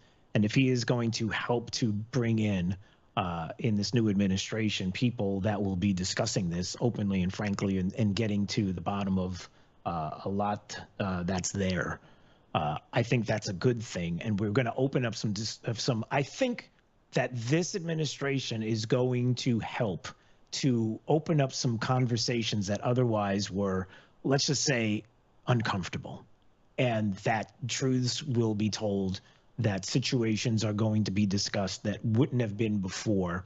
And remember, there's always those forces that are on the other side that are pushing against. It's not like everybody is thinking, unfortunately, the same way you are, along with everyone together. There's this wave of people who are going. There's always that other side that's pushing back.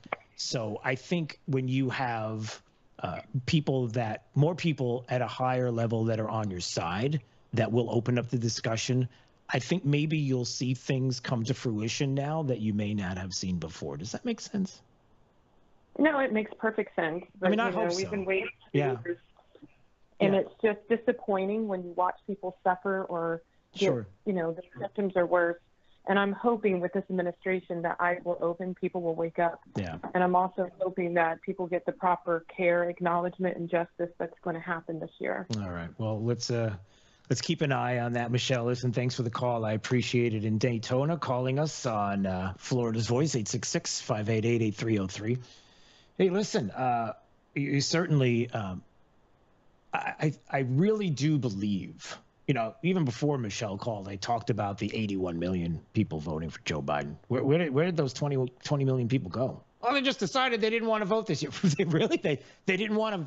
The 20 million, forgive me, but the 20 million that showed up for Joe Biden that didn't show up for John Kerry, Barack Obama, Hillary Clinton, or Kamala Harris decided to sit this one out and stop what they believed was the Nazi fascist leader that had to be stopped at all costs. Some bold or obvious. Really, they just decided to sit it out. No, these are legitimate things to talk about. RFK Jr. and our food supply and the FDA and what he was talking about in that CNN interview that I talked about. Why is it that the Fruit Loops have 18 and 19 ingredients, and in Canada the same Fruit Loops only have 2 to 3? Why is it different here? It's okay to ask these questions, and it's okay to have people that are in higher positions in the government that will want to get to the bottom of it. Because if there's a logical explanation, give it. Say it. What is it? And there are things that are out there that are just places you don't go, discussions you don't have. We can't talk about this.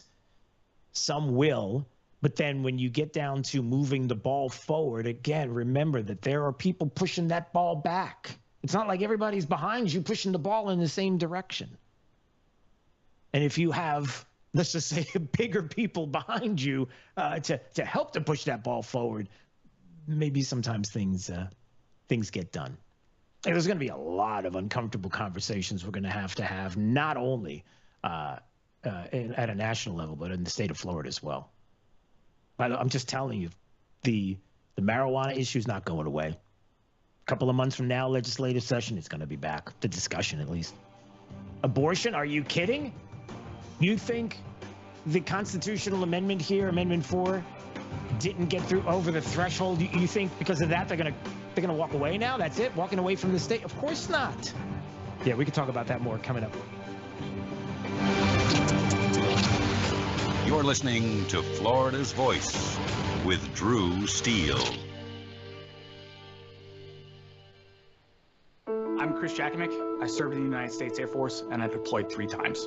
Being a veteran, it's interwoven into your DNA. It is really the absence of the connection and the purpose that can really drive a lot of veterans to some negative thoughts. For those who are in a suicidal crisis, the window of time to save somebody's life is very short. Our duty is to protect ourselves and protect our families. And one way you can do that is store your weapons safely. Store all your guns securely. Help stop suicide. Brought to you by End Family Fire and the Ad Council.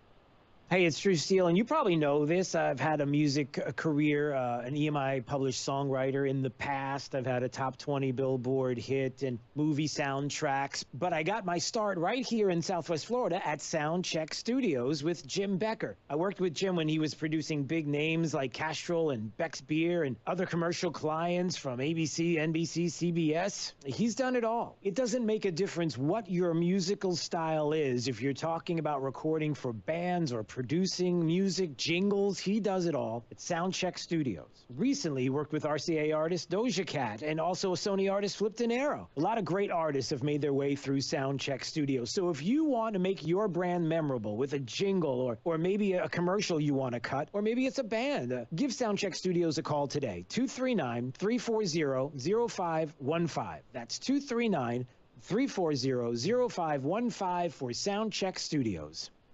What I know about courage, I learned from my adoptive mom. She said sometimes you just gotta hold on and know we'll get through this. Mom, we are so high up. Hold my hand. No, you hold my hand. Here we go. Learn about adopting a teen from foster care. You can't imagine the reward. Visit adoptuskids.org to find out more. I learned patience from my adoptive dad. All he had to say was, "Hey, you got this. Just breathe." Hey, we're pretty good. Yeah. Might have to start a band. I got it. Learn about adopting a teen from foster care. You can't imagine the reward. Visit adoptuskids.org to find out more. This message is brought to you by Adopt US Kids, the U.S. Department of Health and Human Services, and the Ad Council. Radical anti-hunting forces are working to ban fishing and hunting across the country. These extreme attacks on our heritage must be met. Thankfully, the International Order of T. Roosevelt is fighting back as the nation's premier organization defending our rights to fish and hunt. This April, you can step into the arena with us and join our fight in Naples, Florida. Join us at the historic Ritz-Carlton Tiburon and hear from world-class speakers including Tucker Carlson. The annual event is the best place for conservationists, anglers, hunters, and all those who want to protect the outdoors to come together, build strategies to protect our rights, and expand opportunities in the future for generations to come.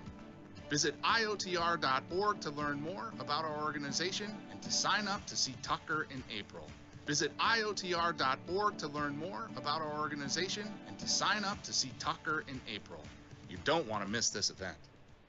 Hi, I'm Ryan Blaney, a third-generation race car driver, and we dedicate a lot of our time to going as fast as possible. My grandpa Lou is the reason why my dad and I started racing, and I'm really proud to follow in his tracks.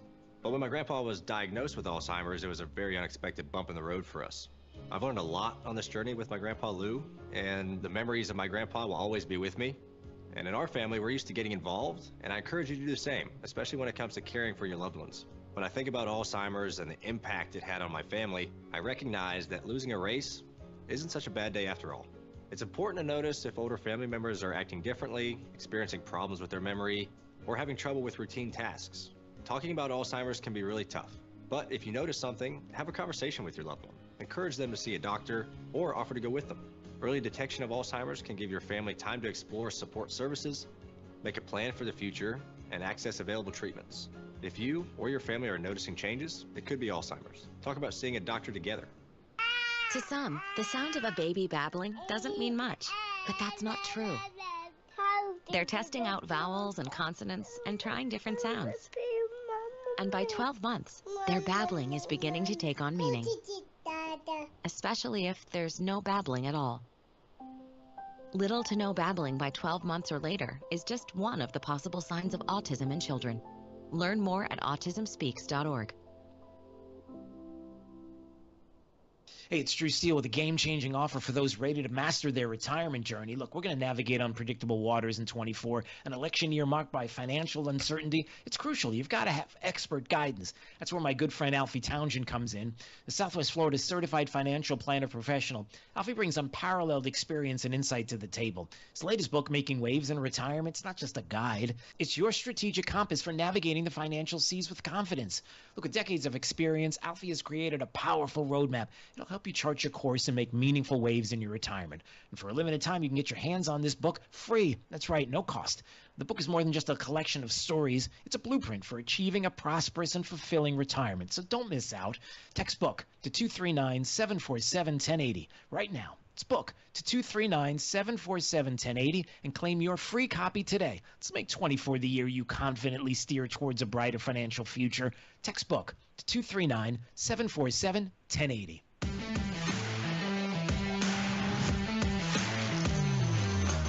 Now, back to Florida's Voice with Drew Steele. All right, coming up in just a second, Kamala Harris speaking, Howard University, concession speech, play some clips on the way. But first, let's find out what's going on at the FLVoiceNews.com, Florida's Voice newsroom. Top of the news, Florida's headlines now. And somebody who's had an incredibly busy 24 hours, well, it's been a lot of days, a lot of weeks, working hard, Eric Doherty in the Florida's Voice newsroom. Of course, our polling guru and more. He's got the latest. What's up? Hey, Drew. We're covering a ton of news here at Florida's Voice, but it's safe to say it has been a good day for Republicans nationwide and here in Florida. If you didn't stay up late, you learned when you woke up that Donald Trump is once again the president-elect. He easily beat Vice President Kamala Harris in both the popular vote and he won the Electoral College, securing 312 electoral votes, according to the New York Times, once all of the votes are counted. He only needed 270 to win. He gave his victory speech in the wee hours of the morning, promising to unite the country, work to restore the economy, secure the border, and conduct mass deportations. Word is that Harris called Trump this afternoon to congratulate him on his victory and promised a peaceful transfer of power. Florida handed 30 electoral votes to Trump early in the evening. He steamrolled over Harris with more than a 13-point margin. The Florida GOP chairman, Evan Power, congratulated voters, saying Florida Republicans should take a bow. He also congratulated Senator Rick Scott on his big win over opponent Debbie Mucarsel-Powell. Power says voters did not want to legalize weed or support the abortion amendment because they knew it was dangerous and deceptive. He congratulated the entire Florida congressional delegation and recognized the state's commanding majorities that Republicans continue to hold in Tallahassee. He also touted the hard work in several previously blue counties that flipped for Trump, like Miami-Dade, where Trump won by 11.5 points. So with all that, Drew, you can see why Republicans and conservatives in Florida are having a pretty great day. Yes! That's it for now. Be sure to head over to our webpage and check out all of the other stories we have for you at Florida's Voice. I'm Eric Daugherty, Assistant News Director. Have a great day. Drew, back to you. All right, Eric, thanks so much. Doing great work. Appreciate you so much there. Florida's Voice, our Florida's polling guru. By the way, Big D, I should play it one more time, right, D? I mean, this is officially, like, we will retire this. The election season's wrapping up here, so yeah, let them have it one more time. All right, so let me just do this for the very, very last time. Here we go, everybody. This is for you, Eric. Florida's polling guru, Eric Daugherty. Yeah, it was terrible. I know. It's just not good. But I know how he feels about that. And I'm not sure if oh man, I'm not sure if he likes that or not. But what are you gonna do? All right, listen, we've got a lot going on right now here at Florida's Voice. And we've got, is this right? Blaise Ngolia is joining us right now, a member of the Florida State Senate here, and he's joining us right now on Florida's Voice. Hey, it's Drew. How are you, sir? Hey, Drew. I'm good. I'm great. How are you? I'm fantastic. I'm feeling really, really good. Actually, let me rephrase that. I'm a little tired. It was a long night, as you can imagine. It's hard to sleep, even when I went to sleep, quote, air quotes. And so I wake up today and a little achy, but yeah, I'm feeling pretty good. How are you feeling today? Same, but tired, but well worth it, right? It's a lot of anxiety, through the night last night. Couldn't wait until Trump was got to the 270, and that happened at 3 o'clock in the morning. And same, couldn't fall asleep. Woke up early this morning, getting ready to just take on the world, because we know that Donald Trump is ready to take on the swamp. Yeah, man, I can't even, like, the excitement of what to come, obviously, but how he's going to do it. That a cabinet that is going to be no problem. We got the Senate, so there isn't going to be any kind of problem when it comes to the people that he wants to appoint, and then who they will be, and then how. I know that he's going to be ready to hit the ground running on some of the bigger issues, and I just can't wait to see how it unfolds. And then, quite honestly, it's something that we touched on a little earlier, and I think it's important. Look, there are things that we're going to have real, honest-to-goodness conversations about in this country, like things that we're going to have to, I don't know if you want to call it peeling back the onion or ripping off the Band-Aid or however you want to describe it. But for the betterment of the country, I think now is the time. It feels mandatable, if that's a word, that this is the time that if we're going to do tough things, this is it. Does that make sense? No, it does make sense. And look, it is a mandate, but the best part of this mandate is that Donald Trump isn't going to be able to run again, because he's constitutionally prohibited for running for a third term. So he has 4 years to get it done. And I think that is going to work in his favor. He's going to use that in his favor, because he's not going to be sitting there worrying about reelection. Should I make this decision? Is it going to hurt me? He's just going to get it done. I think, one of the reasons why I think Donald Trump got in there is because people wanted to see a sledgehammer taken to Washington, D.C. And Donald Trump was their sledgehammer, and he's going to do it. He's just going to smack the status quo. He's going to change things up. And he knows, like, take the Department of Education. Look, the Department of Education should have been abolished years ago. He's made a promise to do it. I hope he does, because once you do it, it's not coming back. And I think he thinks that once he makes these decisions, they're going to be set in stone for long term. I'm looking forward to that.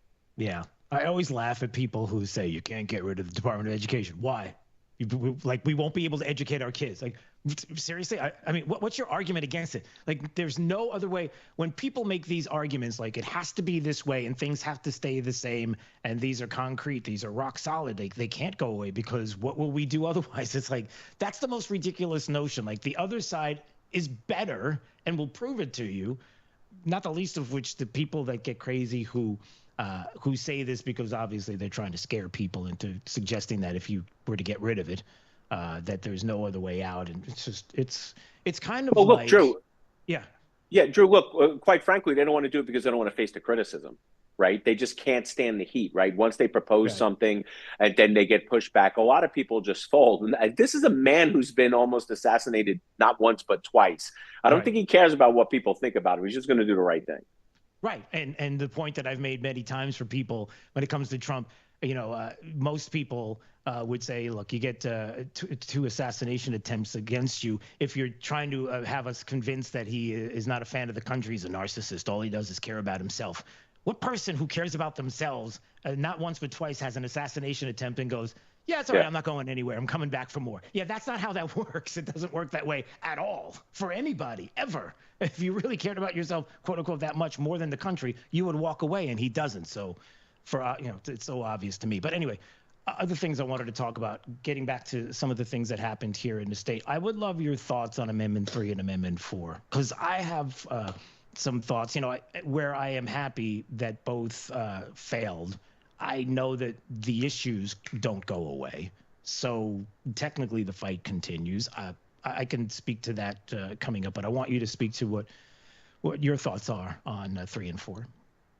Yeah, sure. I predicted 3 and 4 were going to go down, and they weren't going to meet the 60% threshold, and that's basically what happened. And I did it by just taking public polls, readjusting how voters come out in the state of Florida, and I saw they weren't hitting that threshold. Now, having said that, I think 4 was obviously the more dangerous one. But what I want everyone to understand is that once people started realizing what that amendment actually did in terms of replacing the word doctor and physician with healthcare, allowing for late-term abortions, taking away parental consent and replacing it with parental notification, the more and more people understood what it was about, the less and less support it had. So I would even argue that if the anti-Amendment 4 ads had come out at the same time, the pro-Amendment 4 ads, I don't think it would have even gotten 50%. But it did. It got 58. Now you're having the pro-Amendment 4 people spiking a football saying, but look, it's 58%. It's almost 60. You should realize that. But here's the deal. They've been saying that abortion was going to be the driving force in presidential politics and state politics for the better part of 2 years. If that was the case, they would have tried to come after and tried to get out the representatives and senators who voted for the 6-week law. And it didn't happen. Not only did it not happen, we expanded the majorities, and our margins by what we won grew. So there's an incongruence there. The bottom line, it was a radical leftist amendment put on the ballot by a special interest group, and it was resoundingly defeated because of the hard work of Ron DeSantis, James Uthmeyer, Christina Pushaw, who just did an outstanding job with getting the real information to the voters, allowing them to make a good decision. Yeah. And, I could make the case that, look, in 22, Roe is overturned. The hyperbolic statements of people who didn't know what to do after that and were so upset. You could try to make the quote unquote case that the 22 election abortion, that was what changed everything during that cycle. Okay. After the fact, as states started to make decisions on their own, and you found out that, hey, some of these states that were actually conservative states have pretty opposite-leaning policies on abortion, and one state decided one way, one state decided another, and what they described didn't happen, takes us to a 24 cycle where that doesn't really hold any water. You can't stand on that this election cycle on top of everything else, because what they said never came to fruition. It wasn't true. And I think that's a huge part of it as well. And that's something else that's going to take us into the next 26 and 28. It will take it through the next legislative session coming up in a couple of months. I wonder what you think about that. Oh, look, I don't think the legislature is going to move off of what current law is. And like I said, if the left is going to continue pushing a radical agenda when it comes to abortion, we're just going to keep on rejecting it. Yeah. How about Amendment 3? What are your thoughts on that? Yeah, so Amendment 3, I think, was the same thing. I think voters rejected Amendment 3 for a little bit of a different reason, because, you had one company, a bunch of companies trying to buy the ballot. escape and go around the legislature and put it right on the ballot. I think that was a problem. And I think the issue here was a conflation of legalization versus decriminalization, right? Look, I'm a conservative libertarian. I believe in decriminalization. I don't think people should wind up going to jail for possessing small amounts of marijuana. Not that people are in jail because of that anyway. But the legalization issue, I think people, when they were voting for legalization, thought they were actually decriminalizing. It's different. But the big thing here is the inability for us to regulate it, right? So when you send a message out there that large corporate sponsors were behind this, you weren't allowed to grow it, and we weren't allowed to regulate it, meaning you're going to be able to smell marijuana smoke in public, I think that was the final straw. But again, that was messaging on the no on Amendment 3, just letting people know what the proposed amendment actually did. Yeah. Yeah, as far as 3 is concerned and the language there, I would agree with that. Certainly, we've been over it many, many times. I'm just one of these. I take a different position on it only because I can go to other states. I have family that live in New York. I have friends that live in Vegas. I have people that tell me all the time, you can put as many regulations on things as you want. You're not going to be able to eat outside the same way you do now. There are things that you just can't escape. There's just no way to do it. It's gonna, if you cross that Rubicon, you're over it. Like it makes, for me at least, me personally, it changes the state. It just changes it, and you have to be prepared for that serious discussion and debate, because it's just the reality. You can't regulate it away completely the ways that some people describe, in my eyes. Maybe you can't, but the reality is that for people who want marijuana right now, it's very accessible through the medical marijuana program. So you're having a lot of that in the state of Florida. And I think the Amendment 3 was just overreach, and I think voters saw that. No doubt. All right, sir. It's always great to see you. You need to come back more often. I'm saying this on the air live so that you'll commit to coming back more Anytime often. I'm invited, I'll be on, brother. You're always invited. Here it is. It's your open invite. So you are. All right. I'll see you soon. You got it. All the best. God bless. All right. We'll see you soon. That is Blaze and Goliath joining us on Florida's Voice. All right. We'll get to your calls and more coming up. You're listening to Florida's Voice with Drew Steele.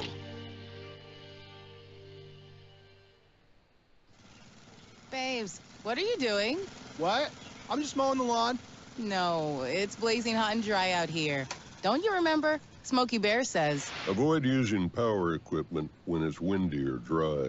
Where'd you learn this? Oh, it's on SmokeyBear.com with many other wildfire prevention tips. Right. Thanks, Honey Bear. Because remember, only you can prevent wildfires. Brought to you by the USDA Forest Service, your state forester, and the Ad Council. All right, son. Time to put out this campfire. Dad, we learned about this in school. Oh, did you now? Okay. What's first? Smokey Bear said to. First drown it with a bucket of water, then stir it with a shovel. Wow, you sound just like him. Then he said. If it's still warm, then do it again. Where can I learn all this? It's all on SmokeyBear.com with other wildfire prevention tips, because only you can prevent wildfires. Brought to you by the USDA Forest Service, your state forester, and the Ad Council. Are you prepared for an emergency or disaster? Because it's not a matter of if, but when. Don't find yourself saying, I'll trust water bottles and a flashlight to save the day, but I'll be proved wrong. With a tornado approaching, I'll realize that I like a wheelchair-accessible shelter. When the floodwaters rise, I'll be up in the attic with 20 cans of beans. It's a recipe for disaster. Let's prepare so we all have a better story to tell. Get started at ready.gov/older adults. Brought to you by FEMA and the Ad Council. Are you prepared for an emergency or disaster? Because it's not a matter of if, but when. Don't find yourself saying, when the storm rolls in, my time to find a pet-friendly evacuation center will have run out. The scorching heat wave will leave me powerless to cool my insulin. I'll face a hurricane without meds. Now that's a tough pill to swallow. Let's prepare so we all have a better story to tell. Get started at ready.gov/older adults. Brought to you by FEMA and the Ad Council. Hi, I'm Ryan Blaney, a third-generation race car driver. and we dedicate a lot of our time to going as fast as possible. My grandpa Lou is the reason why my dad and I started racing, and I'm really proud to follow in his tracks. But when my grandpa was diagnosed with Alzheimer's, it was a very unexpected bump in the road for us. I've learned a lot on this journey with my grandpa Lou, and the memories of my grandpa will always be with me. And in our family, we're used to getting involved, and I encourage you to do the same, especially when it comes to caring for your loved ones. When I think about Alzheimer's and the impact it had on my family, I recognize that losing a race isn't such a bad day after all. It's important to notice if older family members are acting differently, experiencing problems with their memory, or having trouble with routine tasks. Talking about Alzheimer's can be really tough, but if you notice something, have a conversation with your loved one. Encourage them to see a doctor or offer to go with them. Early detection of Alzheimer's can give your family time to explore support services, make a plan for the future, and access available treatments. If you or your family are noticing changes, it could be Alzheimer's. Talk about seeing a doctor together. We're with Bridget, whose husband won't be home for months, and whose daughter is due any day. We're with Mike, who's leaving home to protect his family and yours. We're with all service members and their families who need community, connection, and maybe a bit of magic. Are you with them? Learn more at uso.org today. We're with Liam after his 4th military move, when being new is starting to get old. We're with Tara during the holidays, when she misses home the most. We're with all service members and their families who need connection, comfort, and a home away from home. Are you with them? Learn more at uso.org today. Now, back to Florida's Voice with Drew Steele. Kamala Harris, just a little while ago, Howard University, and some of the things that she said, there were some tears there. Light of America's promise will always burn bright. As long as we never give up, and as long as we keep fighting. She sounds angry. To my beloved Doug and our family, I love you so very much. He's crying. To President Biden and Dr. Biden, thank you for your faith and support. To Governor Walz and the Walz family, I know your service to our nation will continue. No. Does it have to? He's crying. Okay, so there's a lot of tears there. What else? Wait, I didn't want. What else was said just a little while ago? Let's hear more from the concession speech of Kamala Harris. Now I know folks are feeling and experiencing a range of emotions right now. Yeah. I get it. But we must accept the results of this election. Earlier today, I spoke with President-elect Trump and congratulated him on his victory.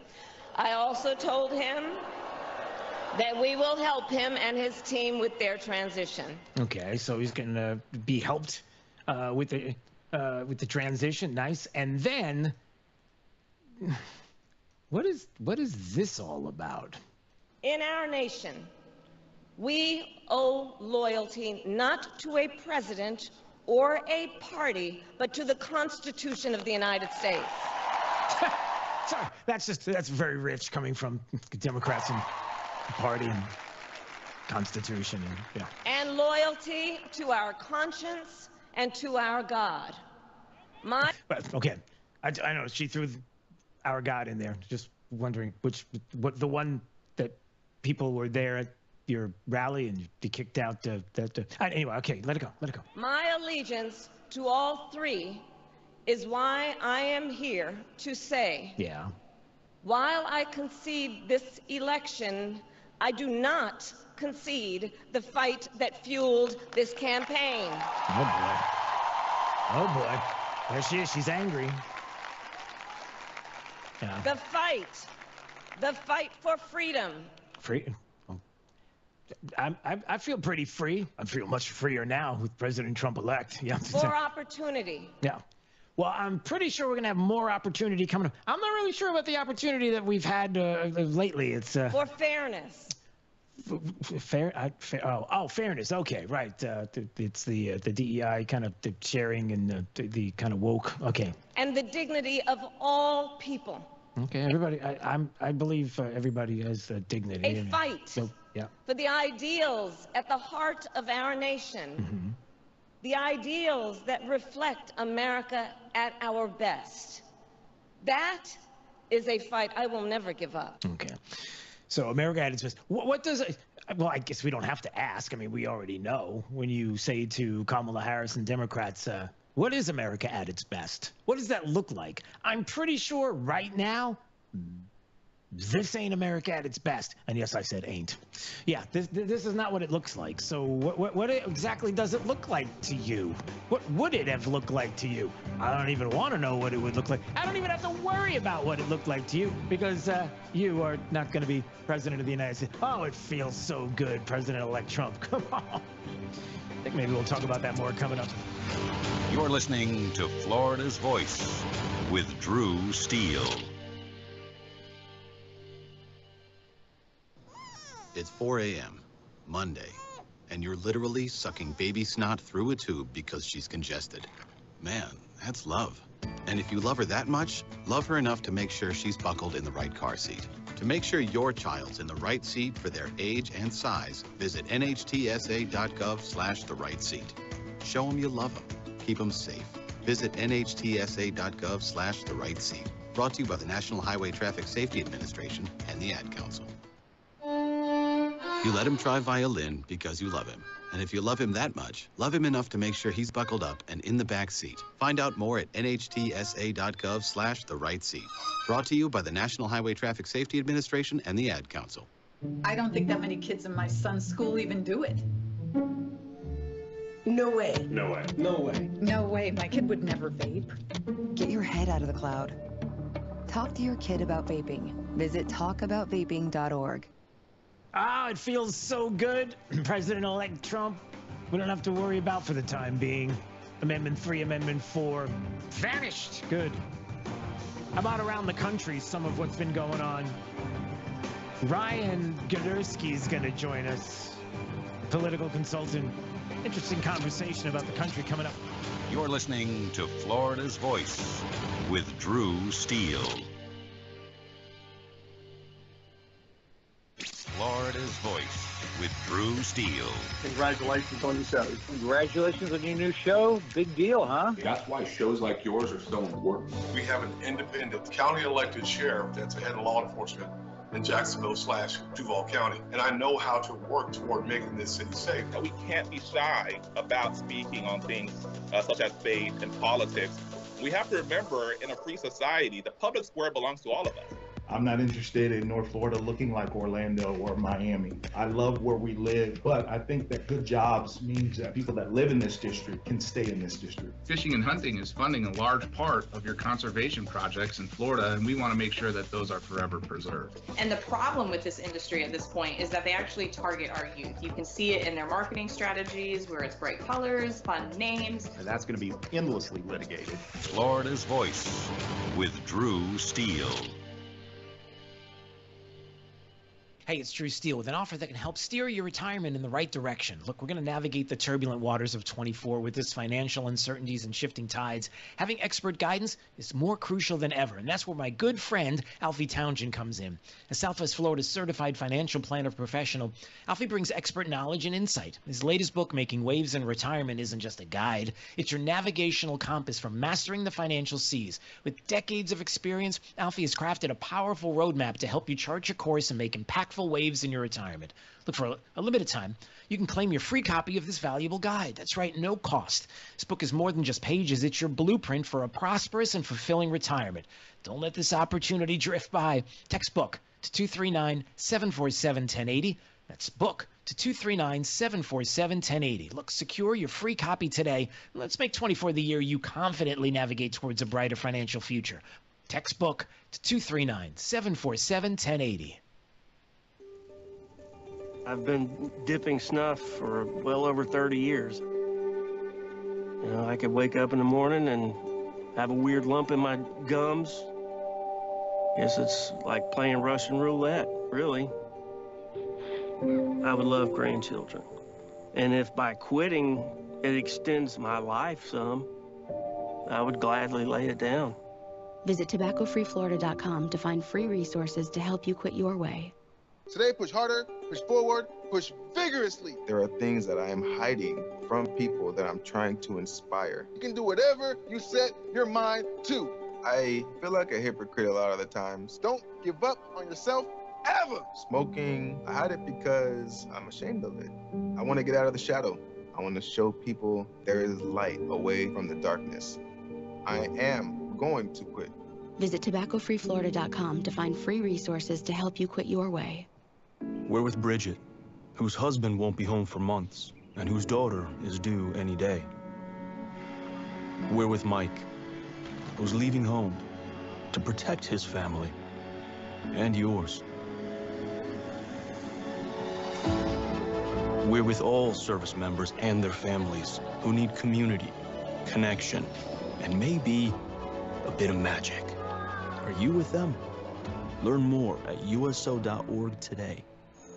We're with Liam after his 4th military move, when being new is starting to get old. We're with Tara during the holidays, when she misses home the most. We're with all service members and their families who need connection, comfort, and a home away from home. Are you with them? Learn more at uso.org today. It's always a good day when you hear from TJ Meister from the Floor Meisters in Naples, 6281 Naples Boulevard, 239-596-4964. All right, let's see what's going on with TJ today. How are you, TJ? I'm doing well, thank you, Drew. It's good to hear you on the radio. Thanks, TJ. Appreciate it. All right, Floor Meisters, what do we got going on? Well, we're just keeping up with the demand for Core-Tec. Just had to order a truck and bring it in from the west coast of the United States to keep up with all the needs and wants of the people of Southwest Florida. Somebody doesn't have it, give me a call. I probably do. Why do people love Core-Tec so much? Well, it's waterproof, kid-proof, pet-proof. So if you got a pool, no problem. If you got a dog, no problem. If you got a husband that spills, no problem. You got to call the Floor Meisters in Naples. What do you need? Tile, carpet, Core-Tec, 6281 Naples Boulevard in Naples, 596-4964. Give them a call, 596-4964 for the Floor Meisters. What I know about courage, I learned from my adoptive mom. She said sometimes you just got to hold on and know we'll get through this. Mom, we are so high up. Hold my hand. No, you hold my hand. Here we go. Learn about adopting a teen from foster care. You can't imagine the reward. Visit adoptuskids.org to find out more. I learned patience from my adoptive dad. All he had to say was, "Hey, you got this. Just breathe." Hey, we're pretty good. Yeah. Might have to start a band. I got it. Learn about adopting a teen from foster care. You can't imagine the reward. Visit adoptuskids.org to find out more. This message is brought to you by Adopt US Kids, the U.S. Department of Health and Human Services, and the Ad Council. Thank you for waking us all up out here, for all you do. Thank you for giving us a voice. For being out there helping to keep the constitutional republic. I want to thank you for your support for veterans in the military. Educating us. Standing up for conservatism. Giving us the truth. Florida's Voice with Drew Steele. I don't know, is it just me or does everything just even smell better today? I don't know what it is. It just, things look, my lawn looks greener. I smell better. Well, that's debatable. You know, Big D on the other side of the glass, right? The things just feel better. They smell better. They look better. The colors are brighter. It's like getting a really nice, big 85-inch TV, and it's 4 Ultra K QHLMNOP. I don't know really a lot about TVs. That's some TV you got going on there. Yeah, it's got an LMNOP in it, and who doesn't want one of those? Except when it goes out, they're really hard to replace. But anyway, yeah, just things feel different. I knew things were going to be really, really good yesterday when I heard Guam was flipping. Although I knew about Guam flipping from Representative Hank Johnson way back in the day when he was concerned about capsizing and flipping over. Too many military there. And no, that's a real thing. Look it up. go do yourself a favor. Google Hank Johnson Guam. And you won't believe your ears or your eyes. You just won't believe it. But that's Democrats, and that's what happened. And boy, what a day it has been for us. Not the best day if you're a Democrat. Let's just put it that way. What happened? I don't know. Maybe we can talk to political consultant Ryan Gurdusky, who's joining us right now on Florida's Voice, who's a fantastic follow, by the way, on X. And I would encourage you to go there and follow him at Ryan Gurdusky, Girdusky. He's joining us right now on Florida's Voice. First of all, how are you, sir? Doing well. How are you doing? You know, I'm all right. I'm feeling pretty good today. Like I said, things look different. They smell better. They're good. I know the difference between a D and an R. I mean, I'm feeling pretty good today. You know, that kind of thing. I don't know. Let me just pivot for just a second before we get into some of the numbers and everything else. Was that shocking to you when you have what we are told is the political guru of all political gurus telling Mark Halperin that she wasn't sure as looking at the numbers and what DNR was? I mean, that seemed to me kind of shocking, but maybe par for the course. I mean, the more shocking thing, and we're talking, by the way, about Ann Seltzer, right, who when her article came out, when her poll came out, I started looking through the exit polls, the crosstabs rather, and she was saying that men over the age of 60 were splitting their vote 50-50 between Kamala and Kamala and Donald Trump, and I'm sorry, I don't believe that. In Iowa, most people over the age of 65 are white evangelicals. I didn't believe that she was going to have this surge of support from old white evangelicals who probably watched Sean Hannity. It made utterly no sense at all. The whole thing was completely stupid. And I've just pointed some flaws in her poll, and then when Mark Halperin brought it up to her, he showed her my tweet, and she said, "What's the R and the D stand for?" Right. What do you think an R and a D in a political thing stand for? You know, so it was kind of shocking. It was a bit of a lot where I was like, this has just been crazy. So I wonder if one of the lessons we learned from all of this is not to necessarily trust some of, not all of them, but some of who we are told are the experts in certain ways, in certain places maybe. And not just that, but certain media outlets who seem to believe that they have a monopoly on information. And the more and more they feed, the more and more people are going to believe and convert or move their direction. Except when you find out that there are other places to go besides some of the media outlets who believe they have a monopoly on information. And they did just that. And that's what made 24 different than any other year. Is that, I mean, maybe part of the equation in your eyes? Well, they think they have a monopoly on narrative. That's for sure. Right. Maybe not information, but the narrative is, well, you know, you can't support Trump because he's a tyrant, he's a this, he's a that, and if you do, you're a racist, you're a that. You name the ist, and you're that. So that's what their narrative was, and they just refused to be shaken from that narrative. You know, I did CNN 5.25 times before I was kicked off the air on my last appearance, and I can't tell you how many people just were under the assumption that of course she was going to win. I heard people at CNN who were quote unquote journalists saying like, oh, it's going to be so great when we can go down in DC to see her win, and it's this historic moment. And it was just, they just lived in an alternative world. And when I bring things up in conversation on air, they would act shocked as if this is what they would be like, oh, this is what people actually believe, this is what Trump supporters believe. And this is what Republicans sit there and say, because they don't have to talk to them.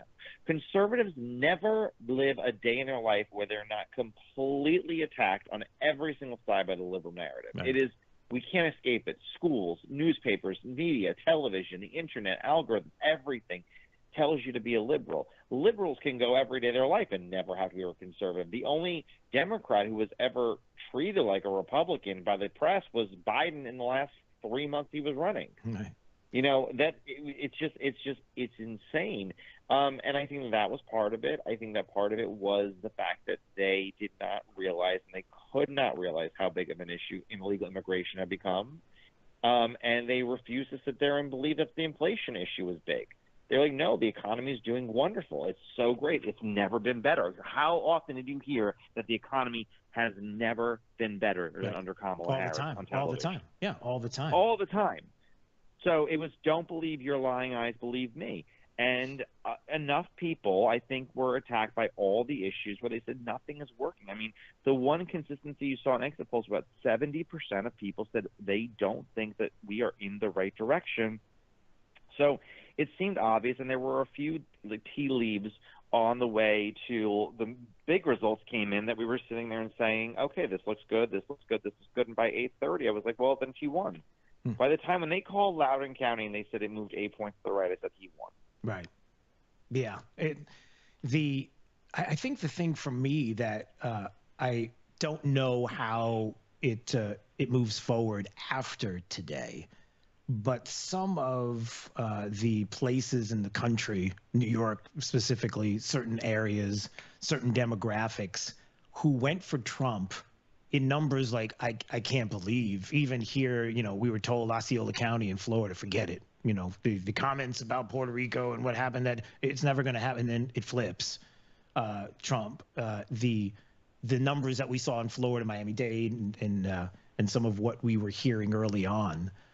And then even, like I said, in places like New York and certain districts that I'm hearing about, I wonder if it's sustainable, or is that Trump?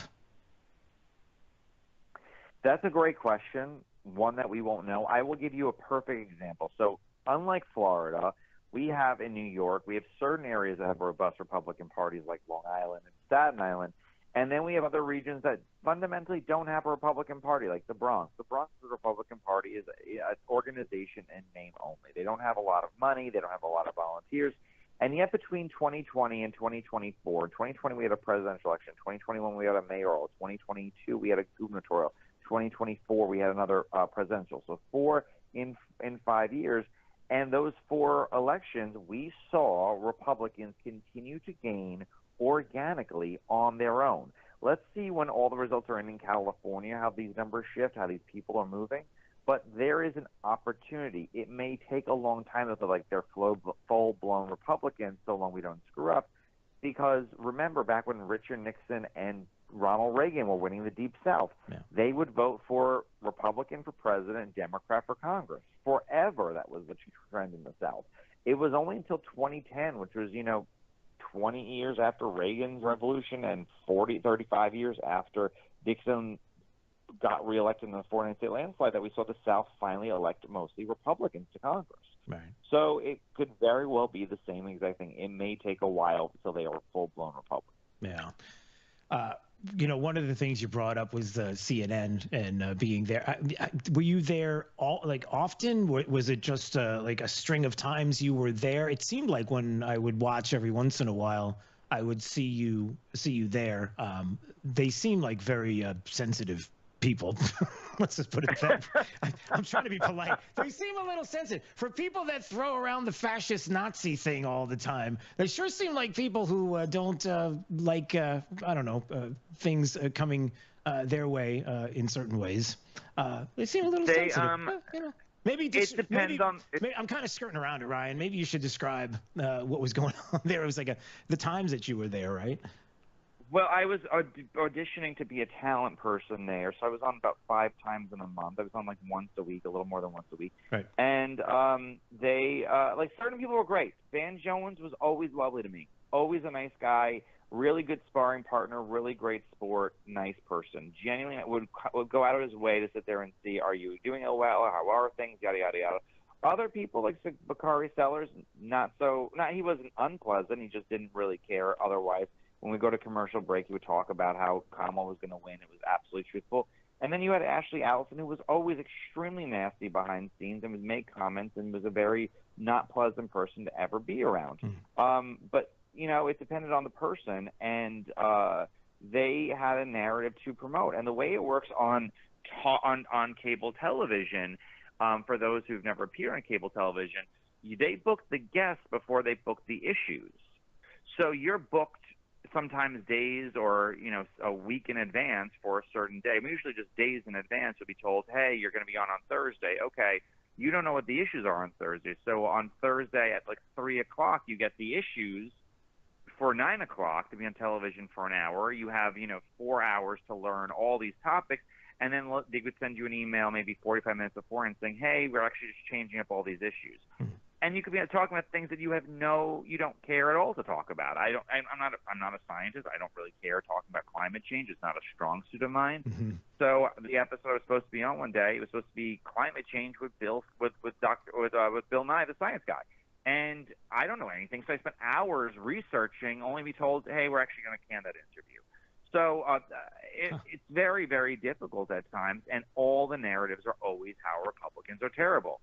So it's a tough business, and, you know, I lost my cool a couple of times. But overall, I mean, I think I did pretty well when you look at it, you know, all of them. I thought you did fantastic, and I think that, like I said, I think they're a little sensitive.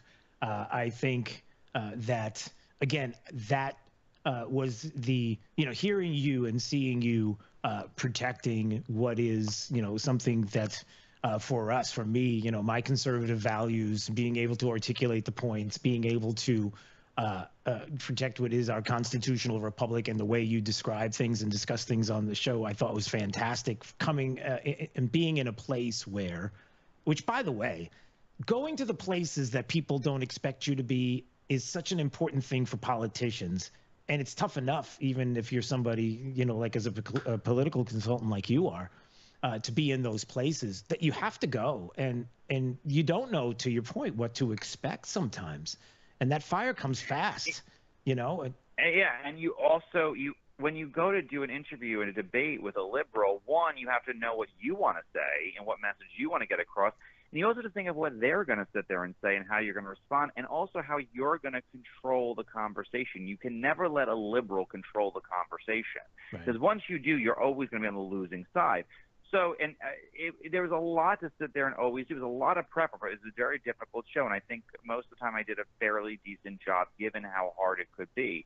But that's also why J.D. Vance did such a good job as the vice presidential nominee, because he would go into the lion's den and he would win it every single time. I mean, I don't think he ever did a bad interview, really. Right. So that's a very important thing. It does make conservatives realize who was actually with them and who's out to have a media career, by those who can go in the lion's den and articulate in a professional way, you know, their vision and what they're fighting for. Right, no doubt.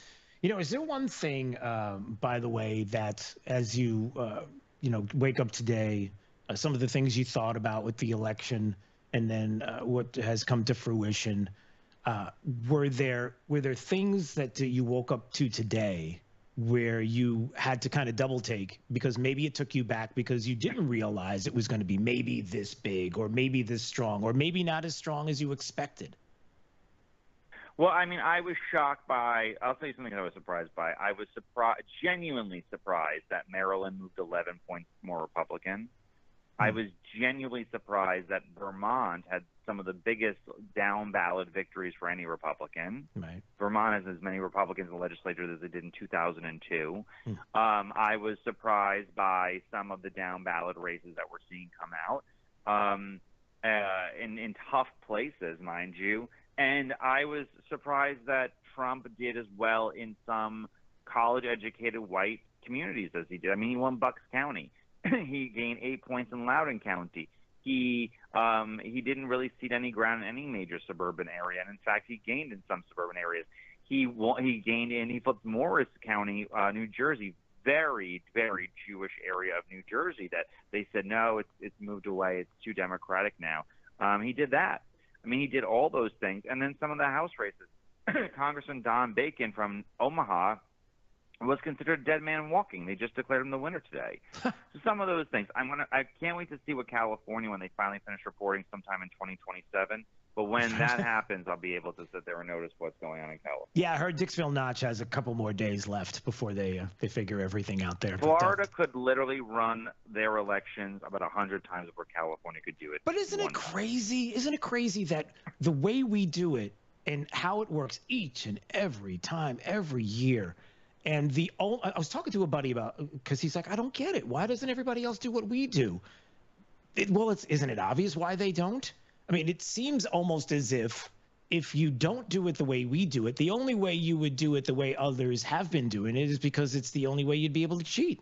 That's what it feels like sometimes. Well, I mean, if you give that up. It's different. I mean, Florida is a little different than, let's say, like Arizona, where the rule, I mean, it's a very bizarre rule where you have to bring everything to a center in Phoenix, and the only way to get to Phoenix from some parts of the state are to go to Nevada, and then you got to drive down. I mean, transporting ballots sometimes takes a day, sometimes all these things. They have to wait till the last ballot comes. Those kinds of things do get particularly problematic in Pennsylvania because it's a commonwealth and not a state.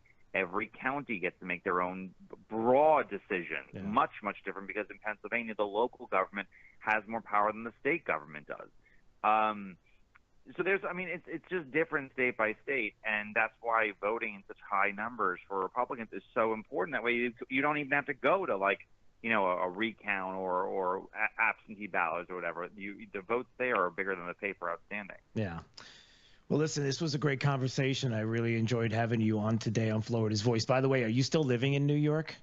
Is that where you are right now? I am. Oh, yeah. okay. I was going to say I spent the first 18 years of my life. I grew up in New York. I don't know how you do it. I don't know. You know what? We all can't live. I like seasons too much. I like fall and winter. But if you stay, Ryan, I'm just telling you, between the two of us, and nobody else is listening. It's just me and you, just the two of us. Okay. Trust me when I tell you, you live here long enough. There's seasons. Trust me, 60 degrees is chilly. 50 degrees is downright cold. It happens. I'm telling you, it happens. No, I'm telling you, trust me. From one former New Yorker to a New Yorker. I'm telling you, it's how it works. All right, well, this is great. Listen, all the best. God bless, and we'll see you soon, okay? Thanks so much, Ryan. Okay, bye. Appreciate you.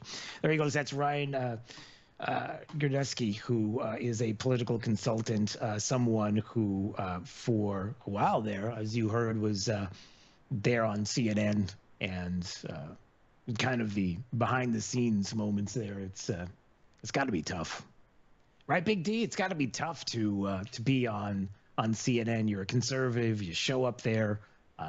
Sometimes they'll throw the curveball at you like he described, and then some people. They said, it's like going into the lion's den. They purposely don't prepare you for what you're about to speak about, so they sound correct. Right. Fun. How much? But look, it must be great times on that show. Nah. Yeah. Well, but there are people that will come back. They continue to do it. Like Ryan wasn't going to go anywhere. Continue to do it, and many people do. And how important that is, man, to go to the places people don't expect you to go. You got to do it. It's part of how you get that message across to an audience that may not hear. And then when you're prepared and they see you're prepared and they're like, let's throw them a curveball because we don't want them to look too good. That's as the kids say, a weird flex. I still love saying weird flex, even though it upsets Nina in the newsroom. I don't know why she would get upset. All right, let's see. We've got phone calls, 866-588-8303. If you would like to call anytime, we are live 3 to 6 p.m. each and every day on Florida's Voice. Anytime you want to watch at FL Voice News, you certainly can do that. Go there and watch right now on YouTube, Rumble, or X. And let's see, what else do we have shaking out there right now? Yeah, I just wanted to make this quick point.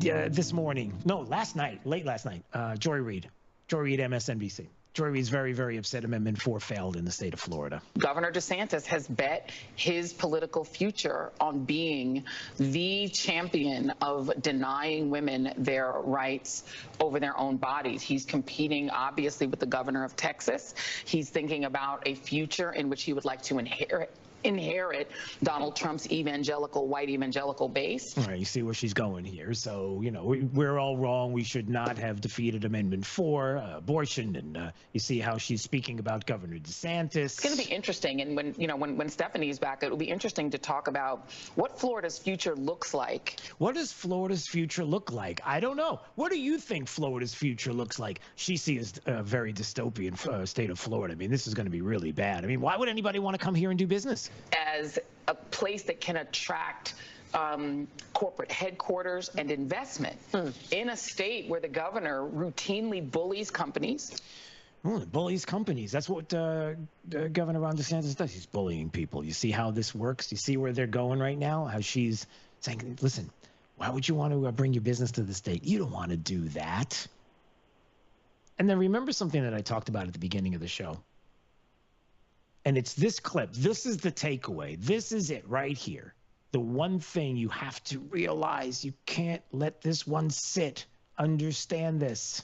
It's a pure Project 2025 in miniature in Florida. And that kind of extreme, sort of extremist, right-wing, fascist-type government in Florida, does that make it a more attractive place? You think we have a fascist, right-wing fascist government here? This is the point. If not Donald Trump, Ron DeSantis. If not Ron DeSantis, J.D. Vance. If not J.D. Vance, Marco Rubio. If not, I can go down the list. Never, ever, ever forget when it comes to, especially the media, but the left in this country, and even some of you Florida Democrats out there who, you got to stop. If not for Trump, next person up. That's what she's saying. If Governor DeSantis would have been the nominee of the party instead of Donald Trump, he would have been the right-wing Nazi fascist. Do you understand? It's just the next person. Just be prepared for that, because for them it doesn't stop. It should, but it doesn't. You're listening to Florida's Voice with Drew Steele. I'm Chris Jakimick. I served in the United States Air Force, and I deployed 3 times.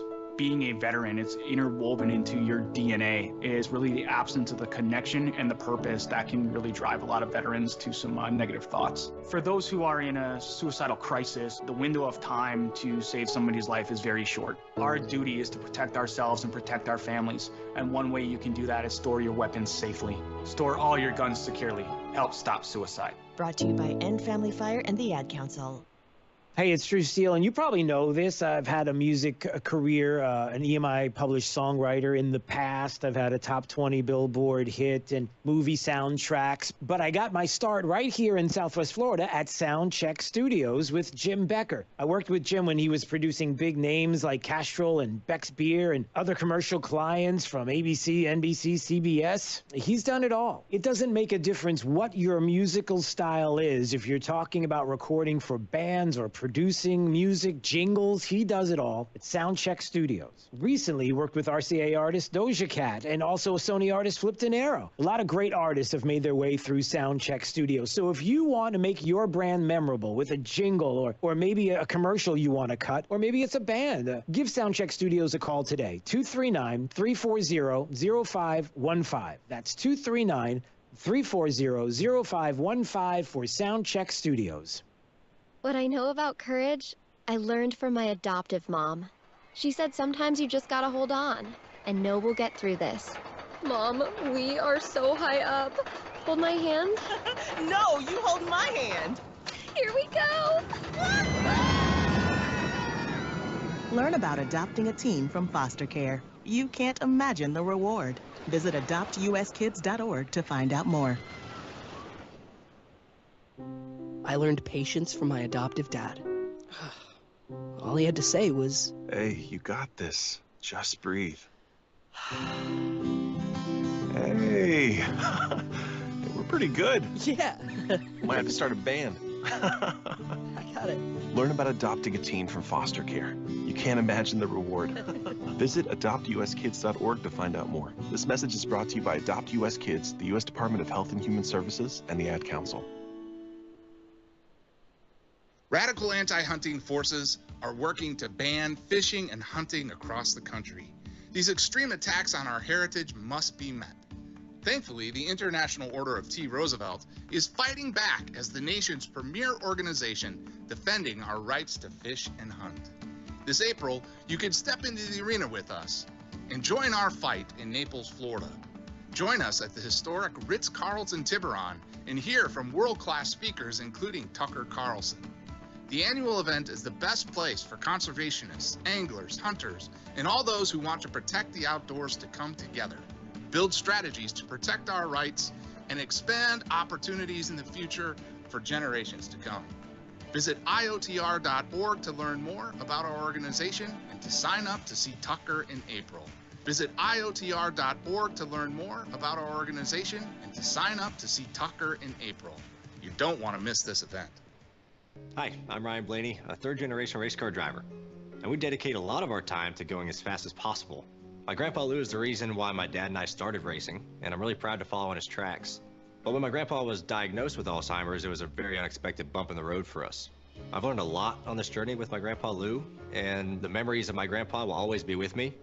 And in our family, we're used to getting involved, and I encourage you to do the same, especially when it comes to caring for your loved ones. When I think about Alzheimer's and the impact it had on my family, I recognize that losing a race isn't such a bad day after all. It's important to notice if older family members are acting differently, experiencing problems with their memory, or having trouble with routine tasks. Talking about Alzheimer's can be really tough, but if you notice something, have a conversation with your loved one. Encourage them to see a doctor or offer to go with them. Early detection of Alzheimer's can give your family time to explore support services, make a plan for the future, and access available treatments. If you or your family are noticing changes, it could be Alzheimer's. Talk about seeing a doctor together. To some, the sound of a baby babbling doesn't mean much, but that's not true. They're testing out vowels and consonants and trying different sounds. And by 12 months, their babbling is beginning to take on meaning, especially if there's no babbling at all. Little to no babbling by 12 months or later is just one of the possible signs of autism in children. Learn more at autismspeaks.org. Hey, it's Drew Steele with a game-changing offer for those ready to master their retirement journey. Look, we're going to navigate unpredictable waters in 24. An election year marked by financial uncertainty. It's crucial. You've got to have expert guidance. That's where my good friend Alfie Townsend comes in.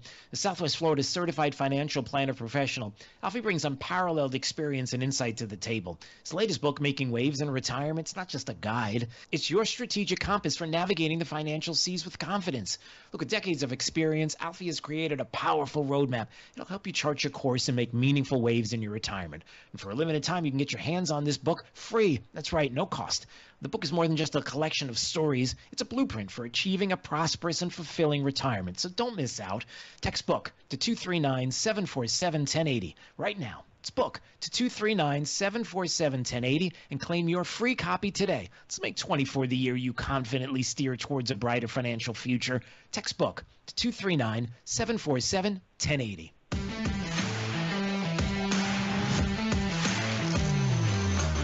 Now, back to Florida's Voice with Drew Steele. Oh, boy, there's so much. There's so much. I don't even know where to start. By the way, anytime you want to call, we are live 3 to 6 p.m. each and every day. 866-588-8303. You can call right now if you would like to be a part of the program. We would love to hear from you. But first, let's get to my top 5 audio clips of the day. It's the top 5. 5, 4, 3, 2, 1. This is Drew's top 5. Number 5. This is a mandate. He's won the national popular vote for the first time since, for a Republican, for the first time since 2004. This is a big deal. This isn't backing into the office.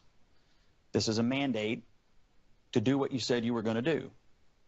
Get the economy working again for regular working class Americans, fix immigration, try to get crime under control, try to reduce the chaos in the world. This is a mandate from the American people to do that. I think I'm interpreting the results tonight as the revenge of just the regular old working class American, the anonymous American who has been crushed, insulted, condescended to. They're not garbage. They're not Nazis. They're just regular people who get up and go to work every day and are trying to make a better life for their kids, and they feel like they have been told to just shut up when they have complained about the things that are hurting them in their own lives. That's Scott Jennings. He is on CNN. And this was from last night, late last night, upon hearing Donald Trump victorious. And I don't know what I would change about what he described right there. I'd say that was pretty perfect. Can't keep calling us garbage and expect us to sit around and take it.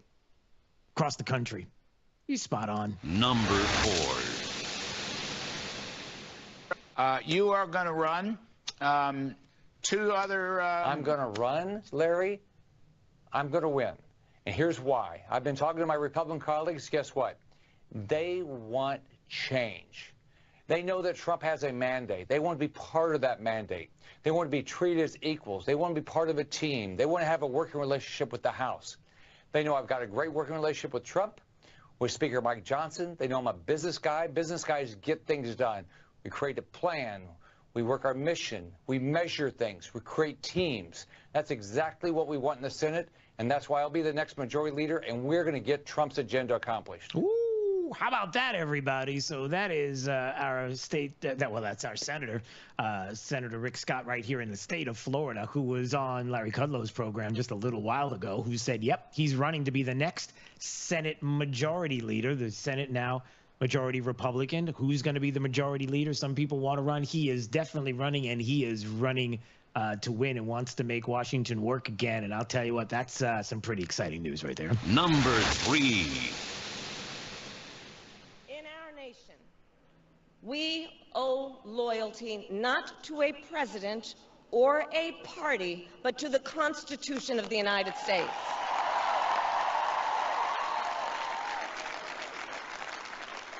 And loyalty to our conscience and to our God. My allegiance to all three is why I am here to say, while I concede this election, I do not concede the fight that fueled this campaign. Yeah, but could you, I mean, seriously, could you concede the election and concede the fight? Because I don't want to fight anymore. We don't want to fight. None of us want to fight. Here's what we would like to do. We would like to make the country, make America great again, if you would say. By the way, that was Kamala Harris a little while ago in her concession speech. Don't do it. Don't fight, okay? Let's let the President-elect Trump. Oh, that feels good saying that. Let's let President Trump do what he's going to do, knowing what he did the last time he was president 4 years ago. And work towards a better country, one that you will benefit from. Just don't fight. Please don't fight with us. We don't want to fight. Okay, she's going to fight, isn't she? Number 2. Let's be honest about this, okay? Let's be absolutely blunt about it. There were appeals to racism in this campaign, and there is racial bias in this country, and there is sexism in this country. And anybody who thinks that did not in any way impact on the outcome of this race is wrong. No, I'm not. I'm not wrong at all. Yeah, that's David Axelrod on CNN, who, of course, as all the major media outlets trying to figure out what in the world happened yesterday. How is it possible that Kamala Harris lost? I mean, it doesn't make any sense whatsoever. I mean, she's awesome. It's not Kamala. It's not Kamala. It's Kamala. You just got to make sure you say her name right. I guess one of the reasons is because you're racist. That seems like the go-to that people are really tired of. You know, we're tired of the fighting with you, and we're also tired of you calling us garbage and racist and everything else. It's not working. Number 1. So, how you feel? I'll start. Yeah, fine. My takeaway is that the system works. We live in a democracy. People spoke. This is what people wanted. I vehemently disagree with the decision that Americans made, but I feel very, very hopeful that we have a democratic system in this country. We should value it. We should love it. We should protest if the situation arises that we need to protest, which I'm sure it will. And I've been through this before with Nixon. It's been very difficult, but boy, oh boy, do we have a country if we can keep it. Boy, oh boy, do we have a country if we can keep it. Do you mean like a republic if we can keep it? Or what do we have, sir? We have a republic if you can keep I'm not sure where she was going with that. But anyway, that's the funny named Joy Reid, because that's not Joy Reid, that's Joy Behar. Joy Reid, Joy Behar, two people named Joy, and neither one of them were joyful. There on the View, it was great to watch them try to figure out what happened yesterday. What a hot mess. Drew's Top 5. What a hot mess for them. I mean, really, you don't realize what happened. It's well, part of it is everything that you on the View continue to do to us, calling us every name in the book. You can't keep doing that. You can't keep calling a lot more than half the country. How about the popular vote country? Can't call us all racists and homophobes and I don't know, Nazis and the like. You can't keep doing that. Garbage. Before people are just like, you know what? Not only do I not have to listen to you, but I can go to other outlets like Florida's Voice, right here, and get the truth and the facts and find out more about what's happening in my world, in my state. I don't have to listen to you and listen to all of this. And they still don't get it. So why do you think that uneducated white women voted against their reproductive health freedoms, and why do you think Latino men voted in favor of someone that's going to deport, says he's going to deport the majority of his community? White women like being called uneducated white women. I think the economy matters, national security matters. But when you put people in these boxes, I think that's a takeaway from this race. Okay. That's on the View. You can't keep putting people in these boxes. Stop doing it. And then she doubles and triples down on putting people in the boxes. You can't do that. Stop putting people in boxes. You know, like the racist, homophobic, anarchist, fascist. Big D, what am I missing? I'm trying to think. The fascists. Am I missing something else? What else do they call it? Racist, homophobes, istenobias. Is anything else you could call them? Nazi? Oh, the Nazis. Yeah, don't forget Nazis. I don't see no stinking Nazis in here. That's right. So can't keep doing that, but they do.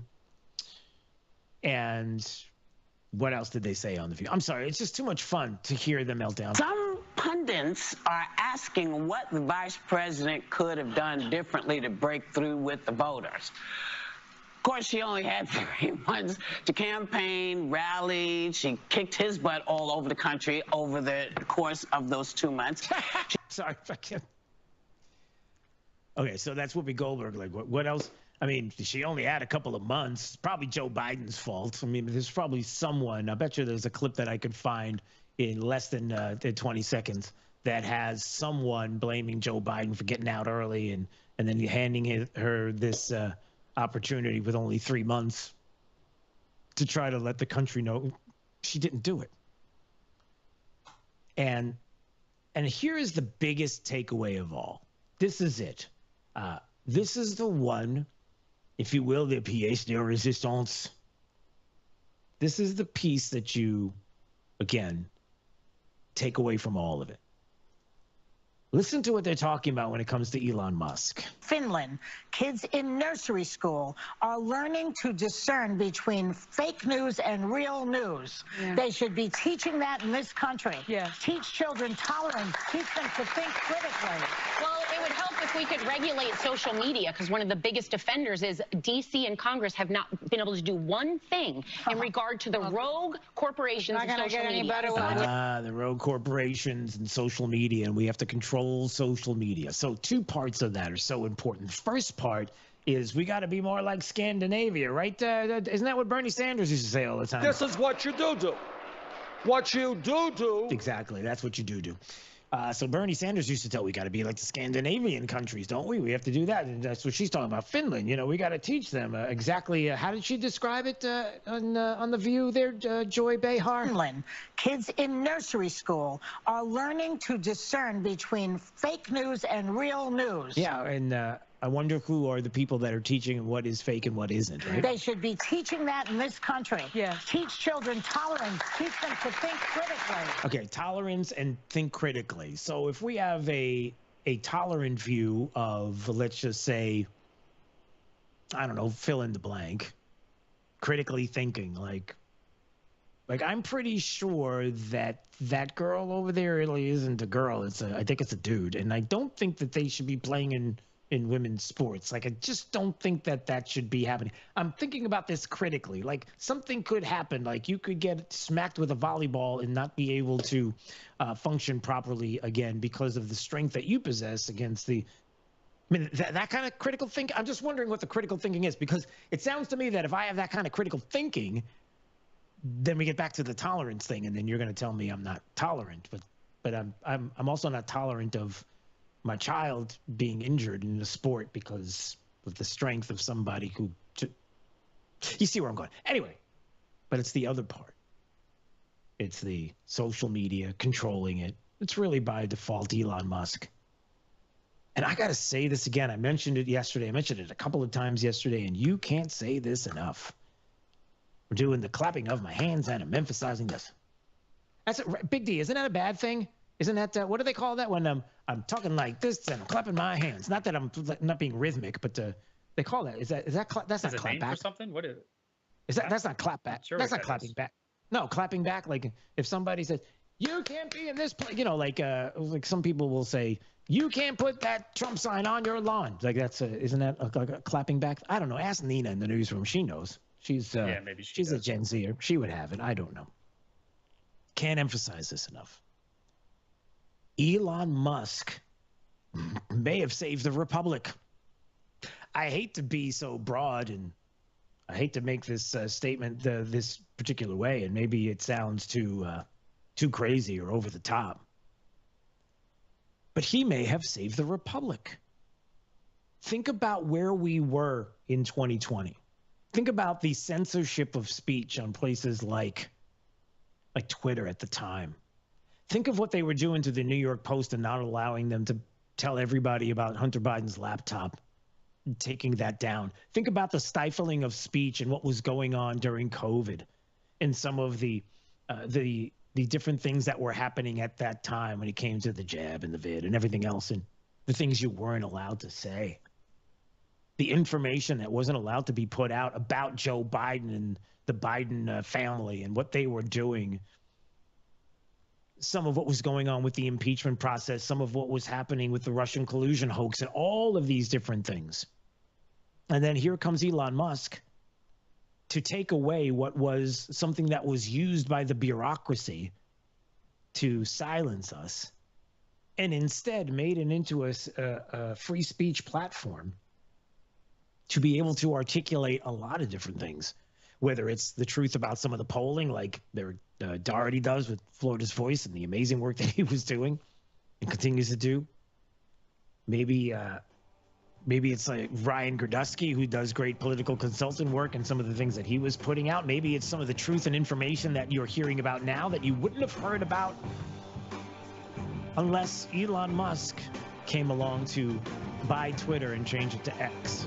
I think it's true. You're listening to Florida's Voice with Drew Steele.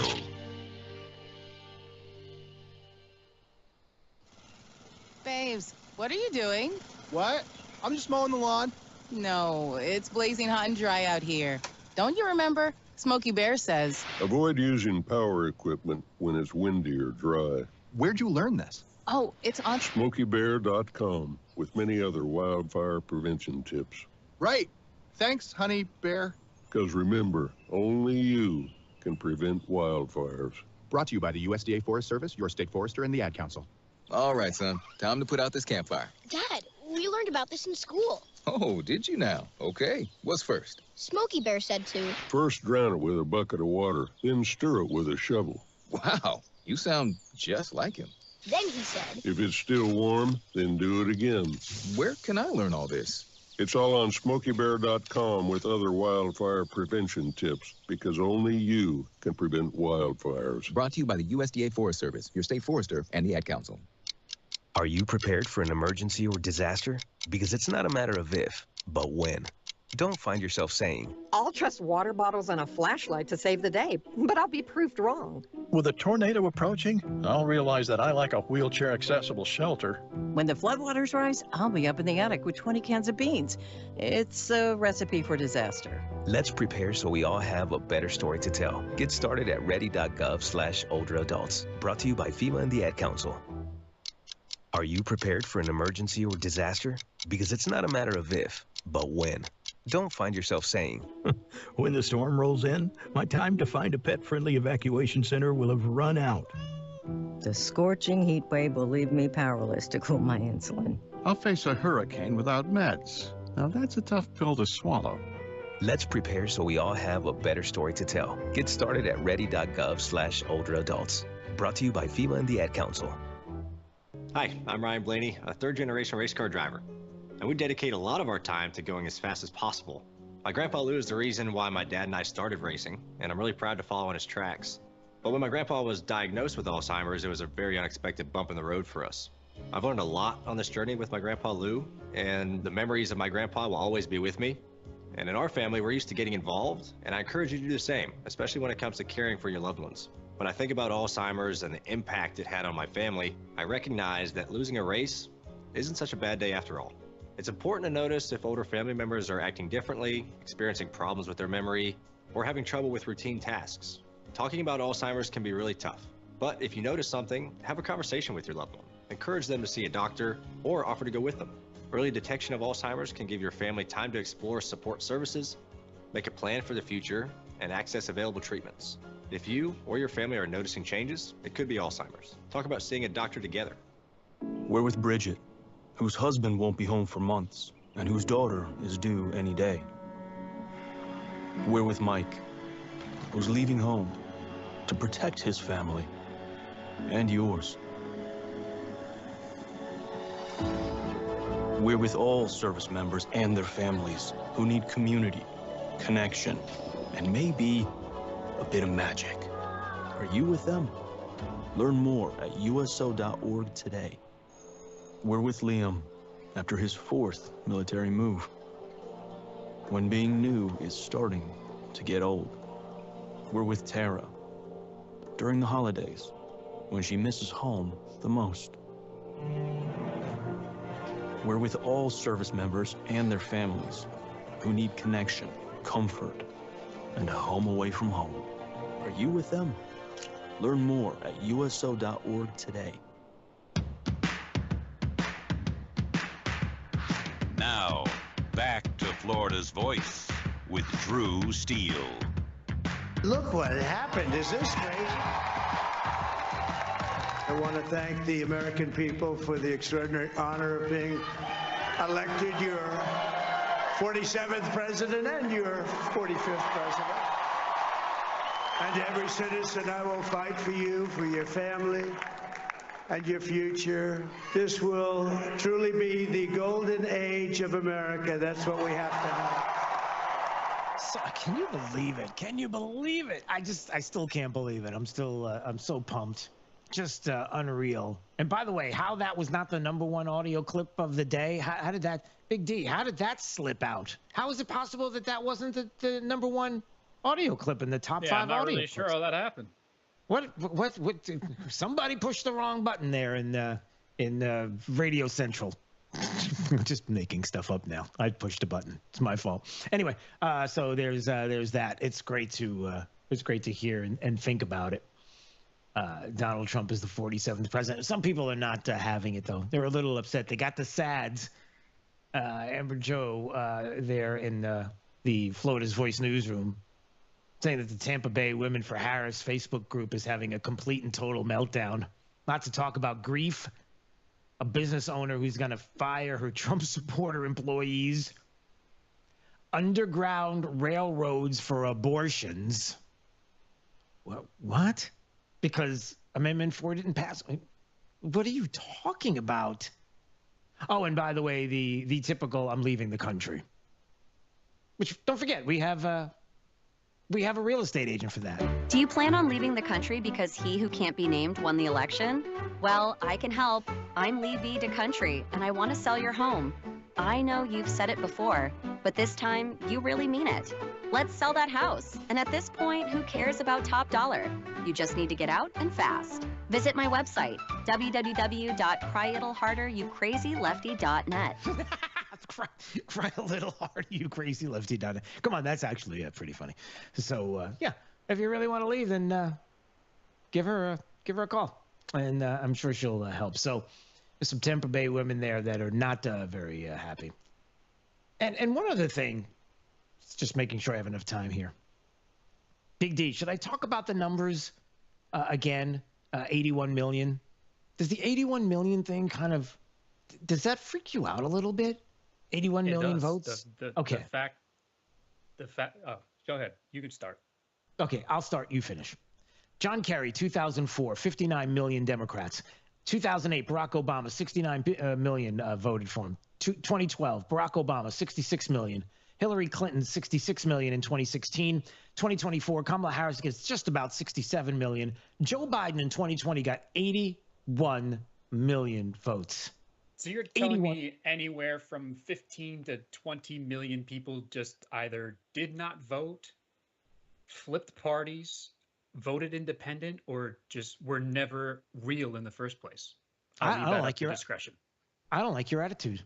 I think you got a little sass in your voice, and I'm not sure if I like it very much. Are you suggesting that 15 million people just disappeared, like, literally Democrat votes? And yes, that's exactly what we're suggesting. Something's not right here. Hey, can we look into that a little bit? I wonder if that's something. Hey, can RFK Jr. look into that too, along with the FDA and the why I have to have 274 ingredients in my Fruit Loops? Hey, can you also look into that? And while you're at it, let's check out Bigfoot and maybe some of the swamp creatures that are out in the Everglades, and what else? And the assassination JFK. Hey, can we do all of that too? I mean, I'd like to know where those 15 million voters went. Maybe. I don't know if it's going to happen. We'll see you tomorrow. You're listening to Florida's Voice with Drew Steele. It's 4 a.m., Monday, and you're literally sucking baby snot through a tube because she's congested. Man, that's love. And if you love her that much, love her enough to make sure she's buckled in the right car seat. To make sure your child's in the right seat for their age and size, visit nhtsa.gov/the right seat. Show them you love them. Keep them safe. Visit nhtsa.gov/the right seat. Brought to you by the National Highway Traffic Safety Administration and the Ad Council. You let him try violin because you love him. And if you love him that much, love him enough to make sure he's buckled up and in the back seat. Find out more at nhtsa.gov/the right seat. Brought to you by the National Highway Traffic Safety Administration and the Ad Council. I don't think that many kids in my son's school even do it. No way. No way. No way. No way. My kid would never vape. Get your head out of the cloud. Talk to your kid about vaping. Visit talkaboutvaping.org. All right, listen, you have a fantastic day. Tell your friends, tell your friends. We stream live each and every day, 3 to 6 p.m. FL Voice News on YouTube, Rumble, X. Anytime you want to listen live to drewsteele.com, the website, Steele has 3 E's. The audio plays 24/7, and we will see you tomorrow. You're listening to Florida's Voice with Drew Steele.